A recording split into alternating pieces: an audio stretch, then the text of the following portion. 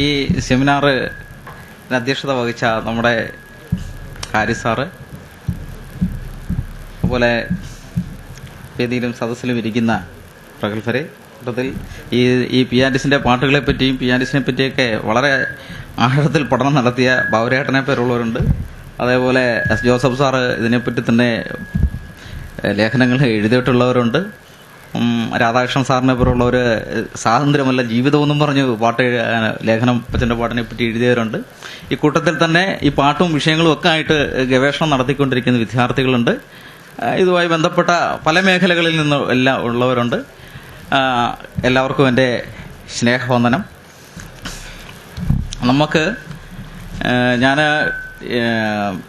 V സ്വാമി sir അവതരിപ്പിച്ചതിൻ്റെ തുടർച്ചയായിട്ട് പിയാനിസ്റ്റിന്റെ പുയ്യാലപ്പച്ചൻ്റെ പാട്ടുകളെക്കുറിച്ച് ഒന്ന് ഓർമ്മപ്പെടുത്തുകയും പരിചയപ്പെടുത്തി പോകാനാണ് ഇവിടെ പ്രധാനമായിട്ടും ശ്രമിക്കുന്നത്. കാരണം പണ്ട് അതായത് ഞാൻ ഒരു കാര്യം പറഞ്ഞുകൊണ്ടെങ്കിൽ തുടങ്ങാം. കാരണം എൻ്റെ 80കളുടെ ആദ്യ കാലഘട്ടത്ത് ഒക്കെ ഭയങ്കര അപ്പം PRDSനെ പറ്റി ഇതുപോലെ പൊയ്യാലപ്പച്ചൻ്റെ പാട്ടുകളെ പറ്റിയൊക്കെയുള്ള നേരിയ പരാമർശങ്ങൾ 80കളിലൊക്കെ വരുന്നുണ്ട്. അപ്പോൾ അന്ന് എനിക്കൊന്ന് ഫാദർ ഐരൂക്കുഴിയുടെയൊക്കെ നേതൃത്വത്തിൽ ഒരു ദലിത് സാഹിത്യ എന്ന് പറയുന്ന ഒരു കൃതി തന്നെ 80കളിൽ പ്രസിദ്ധപ്പെടുത്തുന്നുണ്ട്. അപ്പോൾ അതിനകത്ത് അപ്പച്ചൻ്റെ പാട്ടുകളെ പറ്റി ഒരു നേരിയ പരാമർശം ഉണ്ടായിരുന്നു. എനിക്ക് തോന്നുന്നു പോൾ ചിറക്കോട് സാറൊക്കെ കൂടിയാണ് അത് എഡിറ്റ് ചെയ്യുന്നത്. പൊയ്യൽ യോഹന്നാൻ ഒരു സ്നേഹഗായകൻ എന്ന തരത്തിലാണ് അന്ന് ഇതിനെ പരിഗണിക്കുന്നത്. അല്ലെങ്കിൽ സാധു കൊച്ചിഞ്ഞ് ഉപദേശിയെ പോലെ ക്രിസ്ത്യൻ പാട്ടുകളൊക്കെ പാടുന്ന, അത് കേരളത്തിൽ പൊയ്യാലപ്പച്ചനെ തന്നെ അക്കാലഘട്ടത്ത് ഭേദപ്പെട്ടൊരു ഉപദേശി എന്ന നിലയിലാണ് പരിഗണിച്ചുകൊണ്ടിരുന്നത്. അപ്പോൾ ആ കാലഘട്ടത്തിൽ ഇങ്ങനെയാണ് ഇതിനെ പരിഗണിക്കപ്പെട്ടുകൊണ്ടിരുന്നത്. അപ്പോൾ അന്ന് സാധു കൊച്ചിഞ്ഞിയുടെ ഉപദേശികളുടെ പാട്ടുകൾ പോലെ ക്രിസ്തു മതവുമായി ബന്ധപ്പെട്ട ഒക്കെ ചില പാട്ടുകളൊക്കെ ഉണ്ട് എന്നുള്ള തരത്തിലേക്കായിരുന്നു ഇതിനെ നാമമാത്രമായി പരിഗണിച്ചിരുന്നത്. അല്ലാതെ കേരളത്തിലെ ഒരു കാവ്യ സംസ്കാരത്തിൻ്റെയോ പാട്ട് സംസ്കാരത്തിൻ്റെയോ എഴുത്തിൻ്റെയോ ഒന്നും ഭാഗമായിട്ട് ഇപ്പച്ചൻ്റെ പാട്ടുകളെ ഈ 90കൾ വരെ ഒന്നും ആരും പരിഗണിക്കപ്പെട്ടിട്ടില്ലായിരുന്നു. പക്ഷെ മുമ്പേ സ്വാമി സാർ സൂചിപ്പിച്ചതുപോലെ 90കൾക്ക് ശേഷം കേരളത്തിൽ ഉയർന്നു വന്ന പുതിയ അന്വേഷണത്തിൻ്റെയും കീഴാള അന്വേഷണത്തിൻ്റെയൊക്കെ ഭാഗമായി ഒട്ടേറെ മേഖലകളിൽ ഉണ്ടായിരുന്ന വലിയ ശ്രമങ്ങളുടെയൊക്കെ ഭാഗമായിട്ടാണ് അപ്പച്ചൻ്റെ പാട്ടുകൾ ഒരു പഠനശാഖയായിട്ടും ഒരു പാട്ടൊരു വലിയ ഏറിയ ആയിട്ടും ഒക്കെ പരിഗണിക്കപ്പെടുകയും വായിക്കപ്പെടുകയും ഒക്കെ ചെയ്തത്. ഇന്ന് അത് 7ാം ക്ലാസ്സിലെ പാഠപുസ്തകത്തിലുണ്ട്. ഈ കേരള ഗാന്ധി യൂണിവേഴ്സിറ്റി തന്നെ കഴിഞ്ഞ ടൈമിൽ മലയാളത്തിൻ്റെ പാഠപുസ്തകത്തിൽ അനുബന്ധമായിട്ട് ചേർത്തിട്ടുണ്ട്. അങ്ങനെ പാട്ട് അങ്ങനെയൊക്കെ ഉപയോഗിക്കാൻ തുടങ്ങി. ഇന്നത് സമരത്തിൻ്റെയൊക്കെ ഭാഗമായിട്ടും ലേഖനങ്ങളുടെയൊക്കെ ഭാഗമായിട്ടും അതിൻ്റെ കൊട്ടേഷനുകളായിട്ടൊക്കെ ഇന്ന് കേരളത്തിൽ വരാൻ തുടങ്ങി. രോഹിത് വെമുലയുടെയൊക്കെ സമരമൊക്കെ നടക്കുന്ന സമയത്തിൽ അപ്പച്ചൻ്റെ വരികൾ വെച്ചുകൊണ്ട് തന്നെ പോസ്റ്ററുകൾ തന്നെ കേരളത്തിൽ ഇറങ്ങുന്ന സന്ദർഭത്തിലേക്ക് മാറിയിരുന്നു. കാരണം ഞാൻ പറഞ്ഞത് കേരളത്തിലെ ഒരു വലിയ ജ്ഞാനാന്വേഷണ മേഖലയിലും സാംസ്കാരികമായ ഇടപെടലിൻ്റെയും മേഖലകളിലുണ്ടായ മാറ്റങ്ങളുടെയൊക്കെ ഭാഗമായിട്ടാണ് ഈ പാട്ടുകളെ പരിശോധിക്കപ്പെടുകയും വലിയ പൊതുസമ്മതിയിലേക്ക് മാറി. ഇന്നിപ്പം പൊയ്യാലപ്പച്ചൻ്റെ പാട്ടുകൾ എന്ന് പറഞ്ഞാൽ ശ്രീകുമാര ഗുരുദേവൻ്റെ പാട്ടാണെന്നും ഒക്കെ എല്ലാവർക്കും അറിയാം. അത് പാട്ടുകൾ ഉണ്ടാകുന്നത് നമുക്കറിയാം. അങ്ങനെ ഒരു പൊതുവായ തരത്തിലുള്ള ഒരു ഒരു സാധാരണ ധാരണ നിൽക്കുന്ന ഒരു ഘട്ടം കൂടിയാണ്. പാട്ടുകൾ തന്നെ ഇത് അച്ചടിക്കപ്പെടുകയും പൊയ്യാലപ്പച്ചൻ്റെ പാട്ടുകൾ എന്ന നിലയിൽ തന്നെ പ്രസിദ്ധപ്പെടുത്തുകയൊക്കെ ചെയ്തിട്ടുണ്ട്. അപ്പോൾ അതുകൊണ്ട് ഞാൻ ഇതിനെ സാമാന്യമായി ഇതിൻ്റെ ചില ഭാഗങ്ങൾ ഒരു ചർച്ചയ്ക്ക് വേണ്ടി, അതായത് രാധാകൃഷ്ണൻ സാറ്, എസ് ജോസഫ്, ബാബുചേട്ടനൊക്കെ അടക്കമുള്ളവരുണ്ട്. അപ്പോൾ അതിൻ്റെ ഒരു 2ാം ഘട്ടത്തിലെ ചർച്ചയ്ക്ക് വേണ്ടി മാത്രം ചില കാര്യങ്ങൾ അത് വിപുലമായ ചർച്ച നടക്കുമെന്ന് ഞാൻ പ്രതീക്ഷിക്കുന്നു. അതിനുവേണ്ടി ആമുഖമായിട്ട് ഓർമ്മിപ്പിച്ചു പോകുക മാത്രമാണ് ഈ സെഷനിൽ ചെയ്യുന്നത്. അതായത് ഞാൻ മുമ്പ് പറഞ്ഞ പോലെ ഇന്നിപ്പോൾ അക്കാഡമിക് മേഖലകളിലും പുസ്തകങ്ങളിലുമൊക്കെ ഈ പാട്ടിനെ ഭയങ്കരമായിട്ട് പരാമർശിക്കപ്പെടുന്നുണ്ട്. അപ്പോൾ ഈ പാട്ട് ഇങ്ങനെ എടുക്കുമ്പം അതിന് ഈ കാലനിർണയത്തിൻ്റെ ഒരു പ്രശ്നം വരുന്നുണ്ട്. ഒരുപക്ഷെ നമ്മുടെ ഗവേഷക വിദ്യാർത്ഥികളും പാട്ടിനെ പറ്റി പഠിക്കുന്നവരുമൊക്കെ ഇതിൻ്റെ കാലനിർണയം ഒരു വളരെ പ്രധാനപ്പെട്ട ഒരു ഘടകമായി പലപ്പോഴും പരിഗണിക്കപ്പെടാതെ പോകാറുണ്ട്. അപ്പോൾ അതാണ് ഞാൻ ആദ്യമേ സൂചിപ്പിക്കുന്നത്. അതിലൊന്നാമത്തെ കാര്യം എന്ന് പറഞ്ഞാൽ ഈ PRDS പാട്ടുകൾ അല്ലെങ്കിൽ പ്രത്യക്ഷരക്ഷാ ദൈവസഭ പാട്ടുകൾ എന്ന് പറഞ്ഞാൽ ഒരു വലിയ പാട്ട് ശേഖരം തന്നെയാണ്. അത് ഒരു പാട്ടിൻ്റെ ഒരു വലിയൊരു കൂട്ടമാണ് പൊയ്യാലപ്പച്ചൻ പ്രത്യക്ഷരക്ഷാ ദൈവസഭ പാട്ടെന്ന് പറയുന്നത്. അപ്പോൾ അത് എനിക്ക് തോന്നുന്ന ഒരു 10,000-നടുത്തോളം പാട്ടുകൾ അതുണ്ട്. അതിനകത്ത് 600-ലധികം പാട്ടുകൾ അച്ചടിക്കപ്പെട്ടിട്ടുമുണ്ട്. അപ്പം ഈ പാട്ടുകൾ പലതരത്തിലുള്ള പാട്ടുകളുണ്ട് എന്നുള്ള PRDS പാട്ട് എന്ന് പറയുമ്പോഴോ PRDSകാർ കേൾക്കുന്ന പാട്ടുകളോ എന്ന് ധരിക്കുമ്പോൾ പ്രത്യേകിച്ച് ഗവേഷകരെയൊക്കെ മനസ്സിലാക്കേണ്ട ഒരു കാര്യം, ഇത് പലതരത്തിലുള്ള പാട്ടുകൾ പല കാലഘട്ടത്തിൽ നിർമ്മിച്ച ഒരു സംഘം പാട്ടുകളാണ്. അതിൽ നമ്മൾ വേർതിരിച്ച് വേണം ഇതെടുക്കാൻ എന്നുള്ളത് നമ്മൾ പ്രാഥമികമായി ആലോചിക്കേണ്ട കാര്യമുണ്ട്. കാരണം ഇതിനകത്ത് അതായത് പൊയ്യേലപ്പച്ചൻ തന്റെ ശരീരകാലത്ത് 1905 മുതൽ 39 വരെ പാടുകയോ എഴുതുകയോ ഒക്കെ രചിക്കുകയോ ചെയ്ത പാട്ടുകളാണ് ഒരു ഭാഗം. അതാണ് അതിനകത്ത് ഒരു മർമ്മപ്രധാനമായ ഒരു ഭാഗം. ഏതാണ്ട് അതേ കാലഘട്ടത്തിൽ തന്നെ അപ്പച്ചന്റെ അനുയായികൾ എന്ന നിലയിൽ നിൽക്കുന്നവരും അതിന്റെ അതിന്റെ ഫോളോവേഴ്സ് എന്ന നിലയിൽ നിൽക്കുന്നവരൊക്കെ എടുക്കുന്ന പാട്ടുകളുണ്ട്. അത് ശിഷ്യന്മാരുടെ പാട്ടുകൾ ആ കാലഘട്ടത്തിൽ തന്നെ നിൽക്കുന്ന പാട്ടുകളാണ്. അതാണ് ഒരു കാലഘട്ടത്തിൽ ഉണ്ടാകുന്ന പാട്ടുകൾ. ഈ കാലഘട്ടത്തിൽ ഉണ്ടാകുന്ന പാട്ടുകൾക്ക് തന്നെ വേറൊരു ഉപവിഭാഗം കൂടിയുണ്ട്. കാരണം അപ്പച്ചൻ രചിച്ച പാട്ടുണ്ട്, അപ്പച്ചൻ പാടിയ പാട്ടുണ്ട്. ഇപ്പൊ മുമ്പേ സ്വാമി സാറ് പ്രബന്ധത്തിൽ സൂചിപ്പിച്ചതുപോലെ ചില പ്രത്യേക ടോപ്പിക്കുകൾ, ചില പ്രത്യേക വിഷയങ്ങളൊക്കെ സംസാരിക്കുന്നതിന് ബൈബിൾ ആണെങ്കിലും ശരി അല്ലാത്ത കാര്യങ്ങളെ വിശദീകരിക്കുന്നതിന്റെ ഭാഗമായിട്ട് അക്കാലഘട്ടത്ത് പോപ്പുലറായി നിൽക്കുന്ന ചില പാട്ടുകളുണ്ടാവും. അപ്പം അത്തരം ചില പാട്ടുകൾ അപ്പച്ചൻ തന്നെ പാടുന്നുണ്ട്. ഇപ്പം ഹിമസമയം പോയി മഴ ഇതാ ശമനമായി എന്ന് പറയുന്ന പാട്ടുകളൊക്കെ അക്കാലഘട്ടത്ത് അതിനൊക്കെ മുമ്പ് തന്നെ ഉണ്ടാകുന്ന പാട്ടുകളെ പ്രത്യേക സന്ദർഭത്തിൽ പ്രത്യേക ഭാഗമായിട്ട് ഉപയോഗിക്കുന്ന പാട്ടുകളുണ്ട്. അത് അപ്പച്ചൻ പാടിയ പാട്ടുകളായിട്ട് വരുന്നുണ്ട്. അപ്പം പാട്ടുകൾ ഇങ്ങനെ എടുക്കുമ്പം ഈ വരാവുന്നൊരു പ്രശ്നം എന്നാന്ന് ചോദിച്ചു കഴിഞ്ഞാൽ, ചിലപ്പം ഈ അപ്പച്ചൻ പാടിയ പാട്ടുകൾ അല്ലെങ്കിൽ ചില പ്രത്യേക യോഗങ്ങൾക്ക് വേണ്ടി സെറ്റ് ചെയ്തതോ മായ ചില പാട്ടുകൾ അപ്പച്ചന്റെ പാട്ടുകളായി നമ്മൾ പരിഗണിക്കപ്പെട്ടു പോകാറുണ്ട്. ഞങ്ങളുടെ പാട്ടുപുസ്തകത്തിലും അങ്ങനെ ഒരു അബദ്ധം പറ്റിയിട്ടുണ്ട്. ഹിമസമയം പോയി എന്ന് പറയുന്ന പാട്ട് ശരിക്കും പറഞ്ഞു കഴിഞ്ഞാൽ അപ്പച്ചൻ എഴുതിയ പാട്ടല്ല, ഒരു പ്രത്യേക സന്ദർഭത്തിൽ പാടി എന്ന അർത്ഥത്തിലാണ് ഈ പാട്ട് പുസ്തകത്തിൽ നമ്മൾ അന്ന് ഓർമ്മാചരിത്രം പാട്ടിനകത്ത് ഉൾപ്പെടുത്തിയത്. അപ്പം പറഞ്ഞു വന്ന ഇതാണ്, അപ്പച്ചൻ എടുത്ത പാട്ടുകൾ ഉണ്ട്. അപ്പച്ചൻ ആ കാലഘട്ടത്തെ സംവാദങ്ങളുടെയും തർക്കങ്ങളുടെയും ഒക്കെ ഭാഗമായി സ്വീകരിക്കുകയും ഉപയോഗിക്കുകയും പാടുകയും ചെയ്ത പാട്ടുകളുണ്ട്. അക്കാലത്തെ PRDSന്റെ വിശ്വാസികളോ കൂടെ നടന്നവരോ ഒക്കെ പല സന്ദർഭങ്ങളിൽ ഉപയോഗിച്ച പാട്ടുകൾ ഒക്കെ ഒരു കാറ്റഗറി ആയിട്ട് നിൽക്കുന്നുണ്ട്. അപ്പച്ചന്റെ കാലശേഷം, അതായത് 1939 ശേഷവും പാട്ടുകളുണ്ട്. ഈ പാട്ടുകൾ അതും ഈ അപ്പച്ചന്റെ അനുചരന്മാരോ അനുയായികളോ എന്ന നിലയിൽ തുടർന്നു വന്നവരെഴുതുന്ന പാട്ടുകളുണ്ട്. ഇപ്പം കുറേയധികം ശിഷ്യന്മാരുടെ എഴുതിയ പാട്ടുകളുണ്ട്. അതിൽ പ്രധാനപ്പെട്ട കൂട്ടിക്കൽ കുര്യൻ, അല്ലെങ്കിൽ കാനൻ ജോൺ, കരിമണ്ണിൽ യോഹന്നാൻ, ആനപ്പാമ്പ്ര യോഹന്നാൻ, അങ്ങനെ ഉള്ള കുറേയധികം പേരുടെ, കിഴക്കേമല ദേവകുമാർ തുടങ്ങിയ കുറേയധികം പേരുടെ പാട്ടുകൾ ആ സെഷനിലുണ്ട്. ഇത് കൂടാതെ തന്നെ പൊയ്യേലപ്പച്ചന്റെ ഭാര്യയും PRDSന്റെ ദീർഘകാലം അപ്പച്ചന്റെ കാലശേഷം 46 വർഷം ഇതിന്റെ പ്രസിഡന്റുമായിരുന്ന, ആധ്യാത്മികതയും ഭൗതികമായി ഇതിനെ നയിച്ചുകൊണ്ടിരുന്ന അമ്മച്ചി, PRDSകാർ അമ്മച്ചി എന്നും ഇപ്പോൾ ദിവ്യമാതാവെന്നും ഒക്കെ ആരാധനാപൂർവ്വം വിളിച്ചുകൊണ്ടിരിക്കുന്ന ജ്ഞാനമ്മ നടത്തിയ ആധ്യാത്മിക പ്രഭാഷണങ്ങളുടെ പേരിൽ ഉണ്ടാകുന്ന പാട്ടുകളുണ്ട്. അപ്പൊ അതിനെല്ലാം PRDSകാർ, പ്രത്യക്ഷാരക്ഷാ ദൈവസഭക്കാർ അതിനെ ഗുരുദേവ പ്രഭാഷണങ്ങൾ, കാരണം അപ്പച്ചനെ കേന്ദ്രമാക്കുന്ന ഒരു വിഷയം സംസാരിക്കുന്ന അതിനെ ഗുരുദേവ പ്രഭാഷണങ്ങൾ എന്നാണ് പറയുന്നത്. അപ്പൊ അത്തരം ഉണ്ടായ പാട്ടുകളുണ്ട്. അത്തരം പാട്ടുകളും ഈ PRDS പാട്ടുകളായിട്ട് തന്നെ കിടക്കുന്നുണ്ട്. അതേ സമയത്ത് തന്നെ ഈ കാലഘട്ടത്തിൽ തന്നെ ഈ അമ്മച്ചിയുടെ ഈ 39 ശേഷമുള്ള കാലഘട്ടത്തിൽ തന്നെ PRDSന്റെ ഉപദേഷ്ടാക്കന്മാരും ഒക്കെ എഴുതുന്ന PK ഗണേശൻ അല്ലെങ്കിൽ IK നീലകണ്ഠൻ തുടങ്ങിയവർ എഴുതുന്ന പാട്ടുകളും PRDS പാട്ടുകളായിട്ട് നിലനിൽക്കുന്നുണ്ട്.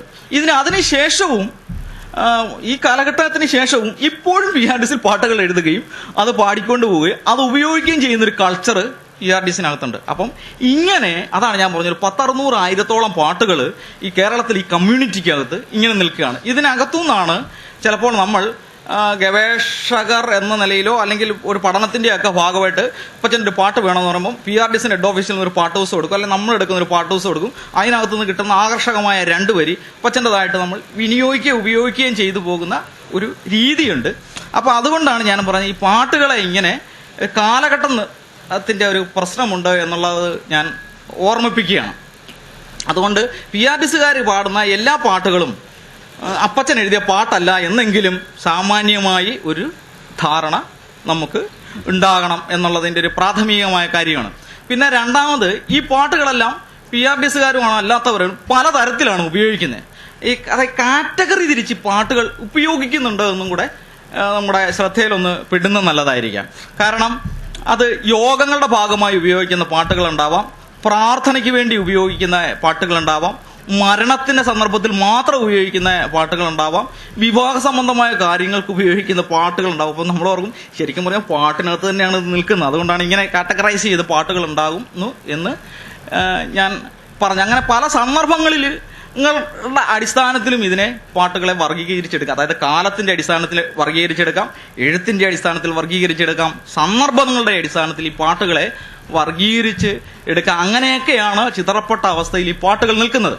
പക്ഷേ നമുക്ക് അങ്ങനെ വലിയ രൂപത്തിൽ ഈ പാട്ടുകളെ വർഗീകരിച്ചെടുക്കാൻ സഭയ്ക്കോ അകത്തുള്ളവർക്കോ പുറത്തുള്ളവർക്കോ അക്കാഡമിക് മേഖലയിലോ പലപ്പോഴും കഴിയാറില്ല. അത്തരം ഒരു എളിയ ശ്രമമായിരുന്നു ഓർമ്മ ചരിത്രം പാട്ട് എന്ന് പറയുന്ന പുസ്തകത്തിനകത്ത് ഈ പാട്ടുകളൊന്ന് വർഗീകരിച്ചെടുക്കാനായിട്ട് നടത്തിയെന്നാണ് ഞാൻ സാമാന്യമായിട്ട് ഒന്ന് ആമുഖം എന്ന നിലയിൽ പറയുന്നത്. അതിനകത്ത് നമ്മൾ അപ്പച്ചൻ്റെ പാട്ടുകളായി എടുത്തിരിക്കുന്നത് 10 60 പാട്ടുകൾ മാത്രമാണ് നമ്മളതിനകത്ത് ശേഖരിച്ചിരിക്കുന്നത്.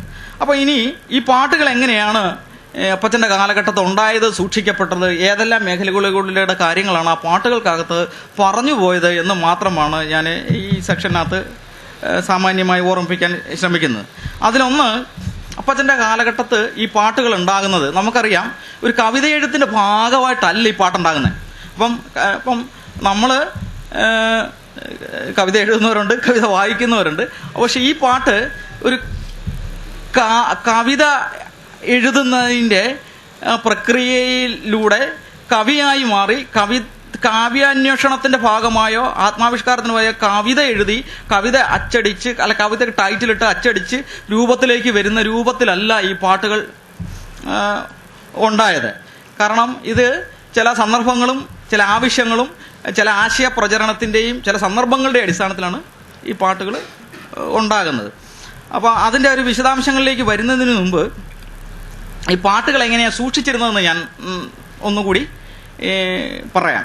അപ്പച്ചൻ്റെ കാലഘട്ടത്ത് ഈ പാട്ടുകൾ അപ്പച്ചൻ തന്നെ പാടുകയാണ്. ചില യോഗങ്ങളുടെ സന്ദർഭത്തിൽ, ചില പ്രത്യേക യോഗങ്ങളുടെ ചില സവിശേഷ സന്ദർഭങ്ങളിൽ 2 വരിയോ 4 വരിയോ 8 വരിയോ ദീർഘമായി പോവുകയോ ചെയ്യാം. ആ പാട്ടിന്റെ തുടർച്ച മറ്റൊരു യോഗത്തിൽ പൂരിപ്പിക്കുകയോ കൂട്ടിച്ചേർക്കുകയോ ചെയ്യാം. സ്വാഭാവികമായും അന്നുണ്ടായിരുന്ന ശിഷ്യന്മാര് പാട്ടുകൾ എഴുതിയെടുക്കുക, അല്ലെങ്കിൽ പാട്ട് വാമൊഴിയായി സൂക്ഷിക്കുക. വാമൊഴിയായി പാടി ഒരു സംഗീതത്തോടു കൂടി ആയതുകൊണ്ട് പാടി പാട്ടുകൾ സൂക്ഷിക്കുക. അങ്ങനെ വാമൊഴിയായി ഈ പാട്ടുകളെ സൂക്ഷിക്കുന്ന ഒരു പ്രക്രിയയായിരുന്നു. കാരണം ആണ് ഒരു മെത്തേഡ് എന്ന നിലയിൽ ഇവർ ഈ സൂക്ഷിച്ചിരുന്നത്. അതായത് വാമൊഴിയായി ഈ പാട്ടുകളെ അതിൻ്റെ സംഗീതവും ആ ഭാഷയും ചോർന്നു പോകാതെ വാമൊഴിയായി കൂട്ടി നിലനിർത്തുന്ന ഒരു പ്രക്രിയ പാട്ടുകൾക്കുണ്ടായിരുന്നു. രണ്ടാമത് ഇതിന്റെ കൈയെഴുത്ത് പ്രതികൾ. ഇങ്ങനെ അന്ന് മലയാളവും ഇംഗ്ലീഷും ഒക്കെ എഴുതാൻ അറിയാവുന്ന വിദ്യാഭ്യാസക്കാർ ദലിതുകൾ അന്നുണ്ട്. കാരണം അപ്പച്ചൻ്റെ കാലഘട്ടത്തെ കത്തുകൾ, നിവേദനങ്ങൾ ഒക്കെ നമുക്ക് പരിശോധിക്കാൻ ഇന്ന് ലഭ്യമാണ്. ഈ ഓർമ്മചരിത്രം പുസ്തകത്തിന് അനുബന്ധമായിട്ട് തന്നെ ചേർത്തിട്ട് അതിൻ്റെ എല്ലാം ഇംഗ്ലീഷ് കോപ്പികളൊക്കെ ഉള്ളതാണ്. അപ്പോൾ അതിനകത്തൊക്കെ ഇംഗ്ലീഷും മലയാളമൊക്കെ വളരെ നന്നായിട്ട് വളരെ ഫ്ലൂവൻ്റായിട്ട് ഉപയോഗിക്കുന്ന ദലിതുകൾ അക്കാലഘട്ടത്ത് ഉണ്ട്. അപ്പോൾ അവരിതിങ്ങനെ എഴുതി കൈയെഴുത്ത് പ്രതികളായി പാട്ടുപുസ്തകങ്ങളായി നോട്ട് ബുക്കുകളായി സൂക്ഷിച്ചു വെക്കാറുണ്ട്. അങ്ങനെ കൈയെഴുത്ത് പ്രതികളായി നോട്ട് ബുക്കുകളായി വെക്കുന്ന ഒരു സമ്പ്രദായത്തിലൂടെയും ഇത് പോയിരുന്നു.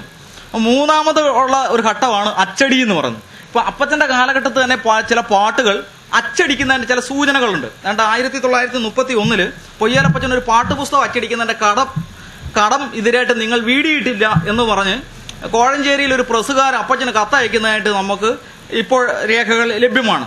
പക്ഷേ അക്കാലഘട്ടത്തിൽ എഴുതി എന്ന് അക്കാലത്ത് അച്ചടിക്കപ്പെട്ടു എന്ന് പറയുന്ന ചില പാട്ടെന്ന് പറയുന്നത് ഈ സ്വർണ്ണഗീതം സഭാഗീതം എന്ന അതിലെ 2 പാട്ടുകളെ കുറിച്ചാണ് പറയപ്പെടുന്നത്.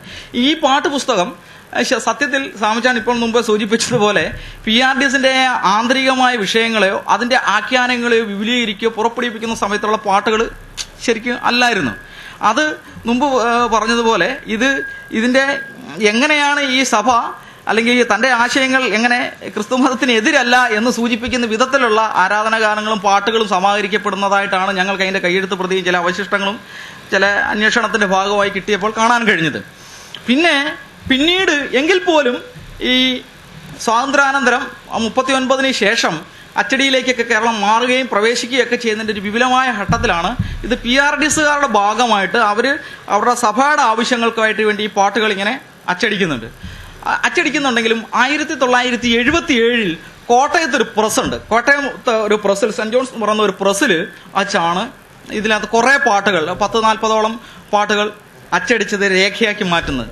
അപ്പോൾ അതിനകത്താണ് ഈ കുട്ടിക്ക് കുര്യൻ എഴുതിയ പാട്ട് ഏതാണ്, കരിമണ്ണിൽ യോഹന്നാൻ എഴുതിയ പാട്ട് ഏതാണ്, അല്ലെങ്കിൽ മറ്റ് ഉപദേഷ്ടാക്കന്മാർ എഴുതിയ പാട്ടുകൾ ഏതൊക്കെയാണെന്ന് പറഞ്ഞാൽ അവർ കാറ്റഗറൈസ് ചെയ്യുകയും അപ്പച്ചൻ്റെ പാട്ടുകൾ തിരിക്കുകയും ചെയ്യുന്നുണ്ട്. പിന്നീട് ഈ പാട്ടുകൾ ഇങ്ങനെ അച്ചടിയിലേക്ക് സഭയുടെ ആഭ്യന്തര വ്യവഹാരത്തിന്റെ ഭാഗമായിട്ട് ഇത് പോവുകയും നമ്മൾ ചരിത്ര പുസ്തകങ്ങളുടെയും അപ്പച്ചൻ്റെ ജീവചരിത്രം എഴുതുന്നതിന്റെ ഭാഗമായിട്ട് ഈ പാട്ടുകളെ ചില കൊട്ടേഷൻസുകൾ വേണ്ടി നമ്മൾ ഉപയോഗിക്കുകയും ചെയ്യുന്നുണ്ടെങ്കിലും ഇതിനെ സമാഹരിക്കപ്പെടുകയോ അച്ചടിയിലേക്ക് കടക്കുകയോ ചെയ്തില്ല. അങ്ങനെ അനേക കയ്യെഴുത്ത് പ്രതികൾ, നിരവധി കയ്യെഴുത്ത് പ്രതികൾ PRDSകാർ പല ഘട്ടങ്ങളിലായി സൂക്ഷിക്കുകയും ഇപ്പോഴും അവയൊന്നും നിലനിൽക്കുകയും ചെയ്യുന്നുണ്ട്. അങ്ങനെ ഒരു ഘട്ടത്തിലാണ് ഈ പാട്ടുകൾ നമ്മൾ സമാഹരിക്കാനായിട്ട് ശ്രമിക്കുന്നത്. അതിനകത്ത് ഏറ്റവും രസകരമായ കാര്യം, PRDSന്റെ ഒരു ദൈവ ആധ്യാത്മിക പ്രസ്ഥാനമാണെങ്കിലും ഈ അപ്പച്ചൻ്റെ പാട്ടുകൾ അച്ചടിക്കുന്നത് കേരളത്തിലെ യുക്തിവാദി പ്രസ്ഥാനവും നിരീശ്വരവാദിയായ ഒരാളാണ് ഈ പാട്ട് അച്ചടിക്കുന്നത്. നമ്മുടെ സഹോദരൻ പബ്ലിക്കേഷന്റെ രാജഗോപാൽ വാത്താനമാണ് അത് അച്ചടിക്കുന്നത്. റജികുമാറൊക്കെയാണ് അതിന് വലിയ സ്ട്രെയിൻ എടുക്കുന്നത്.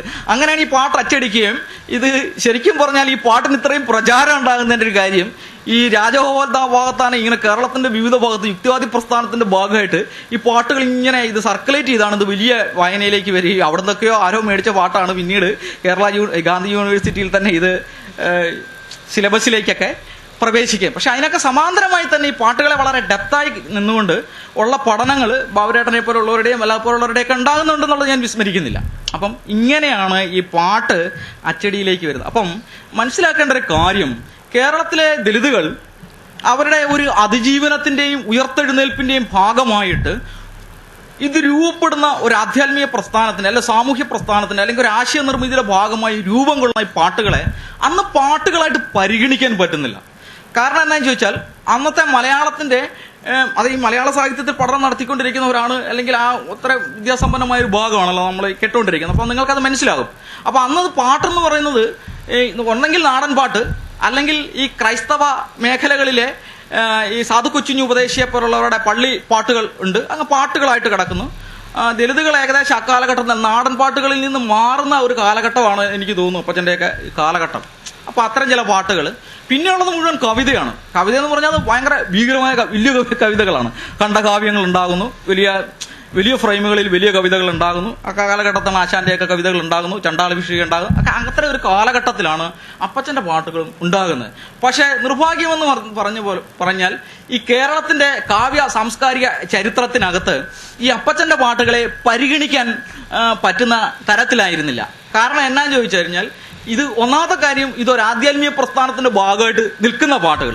ഒന്നാമത് ഇതിന്റെ ഒരു വലിയ പഠന മേഖലയിലേക്ക് വരുന്നത് സ്വാതന്ത്ര്യാനന്തര കേരളത്തിലാണല്ലോ. അപ്പോൾ എന്താണെന്ന് വെച്ചാൽ ഈ കമ്മ്യൂണിസ്റ്റ് പാർട്ടിയുടെ മാർക്സിസ്റ്റ് അവബോധത്തിൽ നിന്നുകൊണ്ടാണ് ഈ പാട്ടുകളെ മുഴുവൻ ചരിത്രത്തെയും പരിഗണിക്കുകയും പരിശോധിക്കുകയും ചെയ്യുന്ന ഒരു കാലഘട്ടത്ത് ഈ ആധ്യാത്മികവും ദൈവവുമായൊക്കെ ബന്ധപ്പെട്ട് നിൽക്കുന്ന പാട്ടുകളെ മനുഷ്യർ പരിഗണിച്ചില്ല എന്നുള്ളത്. കാരണം ബുദ്ധിജീവികൾക്കും ജ്ഞാനികൾക്കും അതങ്ങോട്ട് പരിഗണിക്കാൻ പറ്റുന്ന ഒരു സ്കെയിലിലോ സ്റ്റൂളിൽ വരുന്നില്ല ഈ പാട്ടുകളെ അടയാളപ്പെടുത്തിയിരുന്നത്. കാരണം മനുഷ്യന്റെ പോരാട്ടത്തിന്റെയും വിമോചനത്തിന്റെയും ഒക്കെ കാലഘട്ടത്ത് വലിയ കവിത ഇങ്ങനെ മലരണിക്കാടുകൾ തിങ്ങി വീങ്ങുന്ന വലിയ അന്തരീക്ഷത്തിൽ നിൽക്കുന്ന ഒരു കാലഘട്ടത്തിൽ, അല്ലെങ്കിൽ തോപ്പിൽ പാസയുടെ പാട്ടുകൾ വളരെ പോപ്പുലറായി നിൽക്കുന്ന ഒരു കാലഘട്ടത്തിൽ അടിമയുടെ പാട്ട് എന്ന് പറയുന്നത് പരിശോധനാർഹമായ ഒരു സ്കെയിലിലോ കാലഘട്ടത്തിലോ കേരളം ഒന്നല്ലാത്തത് കൊണ്ട് പിന്നീട് അതിന്റെ തുടർച്ചകളൊക്കെയാണ് ഉണ്ടായി തന്നെ പോയത്. അപ്പൊ അപ്പച്ചന്റെ പാട്ടുകളെയും അങ്ങനെ ചരിത്രത്തിന്റെ ഭാഗമായിട്ടോ സാഹിത്യ ചരിത്രത്തിന്റെ ഭാഗമായിട്ടോ പരിഗണിക്കപ്പെട്ടിരുന്നില്ല.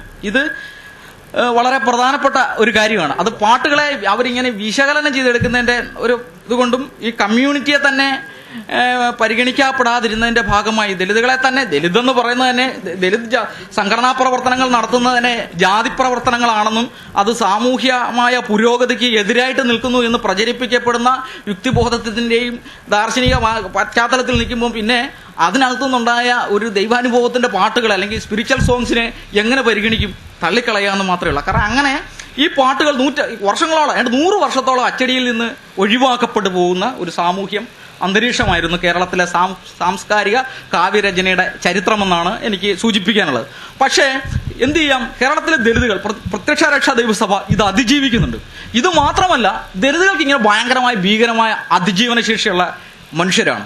അപ്പം ഈ അച്ചടിയുടെ സാങ്കേതിക യന്ത്രങ്ങൾ, അച്ചടി മിഷൻ അല്ലെങ്കിൽ അതിനുള്ള വിഭവം, പൈസ, മൂലധനം, ഇങ്ങനെ അല്ല അതിനുള്ള നിരൂപണ നടത്തുന്ന വലിയ AR രാജരാജവർമ്മയെ പോലെയുള്ള ഇത് കവിത നല്ലതാണോ ഇല്ലയോ എന്ന് സ്കൂട്ടണി ചെയ്യുന്ന ആൾക്കാർ ഒക്കെ ഉണ്ടാകുന്ന ഒരു കാലഘട്ടം ഒഴിവാക്കപ്പെട്ടവരും ഇത് നിലനിർത്തുന്നുണ്ട്. ഇതെങ്ങനെയാണ് നിലനിർത്തുന്നത്? മുമ്പ് ഞാൻ പറഞ്ഞതുപോലെ അവരിത് വാമൊഴിയായി നിലനിർത്തുകയും തലമുറകളിലേക്ക് പകർന്നു കൊടുക്കുകയും അച്ചടിക്ക് സമാന്തരമായി കൈയെഴുത്ത് പ്രതിയിലേക്ക് കൊണ്ടുവരും. അപ്പം പാട്ടിനെ വാമൊഴിയിലേക്ക് കൊണ്ടുവരുമ്പോൾ നാടൻ പാട്ടുകൾ പോലല്ല, അച്ചടിക്ക് സമാന്തരമായ, അച്ചടിക്ക് തുല്യമായ രീതിയിലുള്ള ഒരു വാമൊഴി നിർമ്മിച്ചുകൊണ്ടാണ് 100 വർഷത്തിനടുത്തോളം ഇവരിതിനെ കൊണ്ടുപോകുക. അതായത് ഒരു കമ്മ്യൂണിറ്റി എന്ന നിലയിൽ PRDS എന്ന് പറയുന്ന ഒരു വാഹകം, ബാജറിനൊക്കെ പറയുന്നത് ഒരു PRDS എന്ന് പറഞ്ഞൊരു വാഹകം നിർമ്മിച്ചുകൊണ്ടാണ് ഈ അപ്പച്ചന്റെ പാട്ടുകൾക്ക് മേലുള്ള സവർണ അധീശത്തെ കമ്മ്യൂണിറ്റി മറികടക്കുന്നത്. ഇങ്ങനെയാണ് കമ്മ്യൂണിറ്റി, ഈ കീഴാള കമ്മ്യൂണിറ്റി, ദലിത് കമ്മ്യൂണിറ്റി ഈ സവർണ അധീശത്തെയും അപ്പച്ചന്റെ പാട്ടുകളെ മാർജിനലൈസ് ചെയ്ത് കളയുന്നതിനെ, ചരിത്രത്തിൽ ഇല്ലായ്മ ചെയ്യുന്നതിനെ ഇവർ അതിജീവിക്കുന്നത് ഈ വാമൊഴി പാട്ടുകളിലായിട്ടും പ്രാർത്ഥന പാട്ടുകളായിട്ടും ഇത് നിരന്തരം സൂക്ഷിക്കുകയും കയ്യെഴുത്ത് പ്രതികളാക്കി നിലനിൽക്കുകയും ഒക്കെ ചെയ്തുകൊണ്ടാണ് ഇത് അതായത് മറ്റൊരു തരം അച്ചടിയുടെ ഒരു അതായത് മൂലധനമില്ല എന്ന് പറയുന്നതിനെ കൗണ്ടർ ചെയ്യുന്ന ഒരു അതിജീവന തന്ത്രത്തിലൂടെയാണ് ഈ പാട്ടുകൾ ഇങ്ങനെ. അതുകൊണ്ടാണ് എനിക്കിപ്പോൾ ഈ പാട്ടുകളെ പറ്റി പറയാനായിട്ട് ഇവിടെ നിൽക്കാനുള്ള അവസരം ഉണ്ടാകുന്നത്. കഴിഞ്ഞ 100 വർഷം ഒരു കമ്മ്യൂണിറ്റി അച്ചടിയെയും അധീശ വ്യവഹാരങ്ങളെയും അതിജീവിച്ചുകൊണ്ട് ഈ പാട്ടുകളെ നിലനിർത്തിയത് ഉള്ളതാണ്. ഇത് കേരളത്തിൽ ഇത് ഭയങ്കരമായി പരിശോധിക്കപ്പെടേണ്ട ഒരു കാര്യമാണ്. ഇത് PRDSന്റെ കാര്യത്തിൽ മാത്രമല്ല, കേരളത്തിലെ, ഇന്ത്യയിലെയും ലോകമെമ്പാടുമുള്ള കീഴാളർ ഈ അധീശ സാങ്കേതിക വിദ്യകളെ അതിന്റെ ഈ മാറ്റിത്തീർക്കലിനെയും ഒഴിവാക്കലിനെയും മറികടക്കാൻ സവിശേഷമായ ഇത്തരം അതിജീവന തന്ത്രങ്ങൾ ആവിഷ്കരിക്കാറുണ്ട്. ഇപ്പോഴും അതുപോലെ പിന്നാമ്പുറങ്ങളെ, വഴിയോരങ്ങളിലെ ചിത്ര പ്രദർശനങ്ങളും ചെറുകിട പ്രസിദ്ധീകരണങ്ങളും, അസംഖ്യം ചെറുകിട പ്രസിദ്ധീകരണങ്ങളും എഴുത്തുകളും ഇപ്പോൾ സോഷ്യൽ മീഡിയകളിലൊക്കെ ഉണ്ടാകുന്ന ചർച്ചകളൊക്കെ നമുക്ക് അത്തരം അതിജീവന തന്ത്രങ്ങളായി കീഴാളരുടേതെന്ന നിലയിൽ ഉയർന്നു വരുന്നതിന്റെ ചില ഉദാഹരണങ്ങളാണ്. അത് മാത്രമെന്നല്ല പറയുന്നത്, അത്തരം ചില ഉദാഹരണങ്ങളാണ് എന്ന് പറയാൻ വേണ്ടിയാണ് ഞാൻ എൻ്റെ ആദ്യ ഭാഗം ഉദ്ദേശിക്കുന്നത്. ഇനി രണ്ടാമത്തെ ഭാഗത്തിൽ എനിക്ക് സൂചിപ്പിക്കാനുള്ളത്,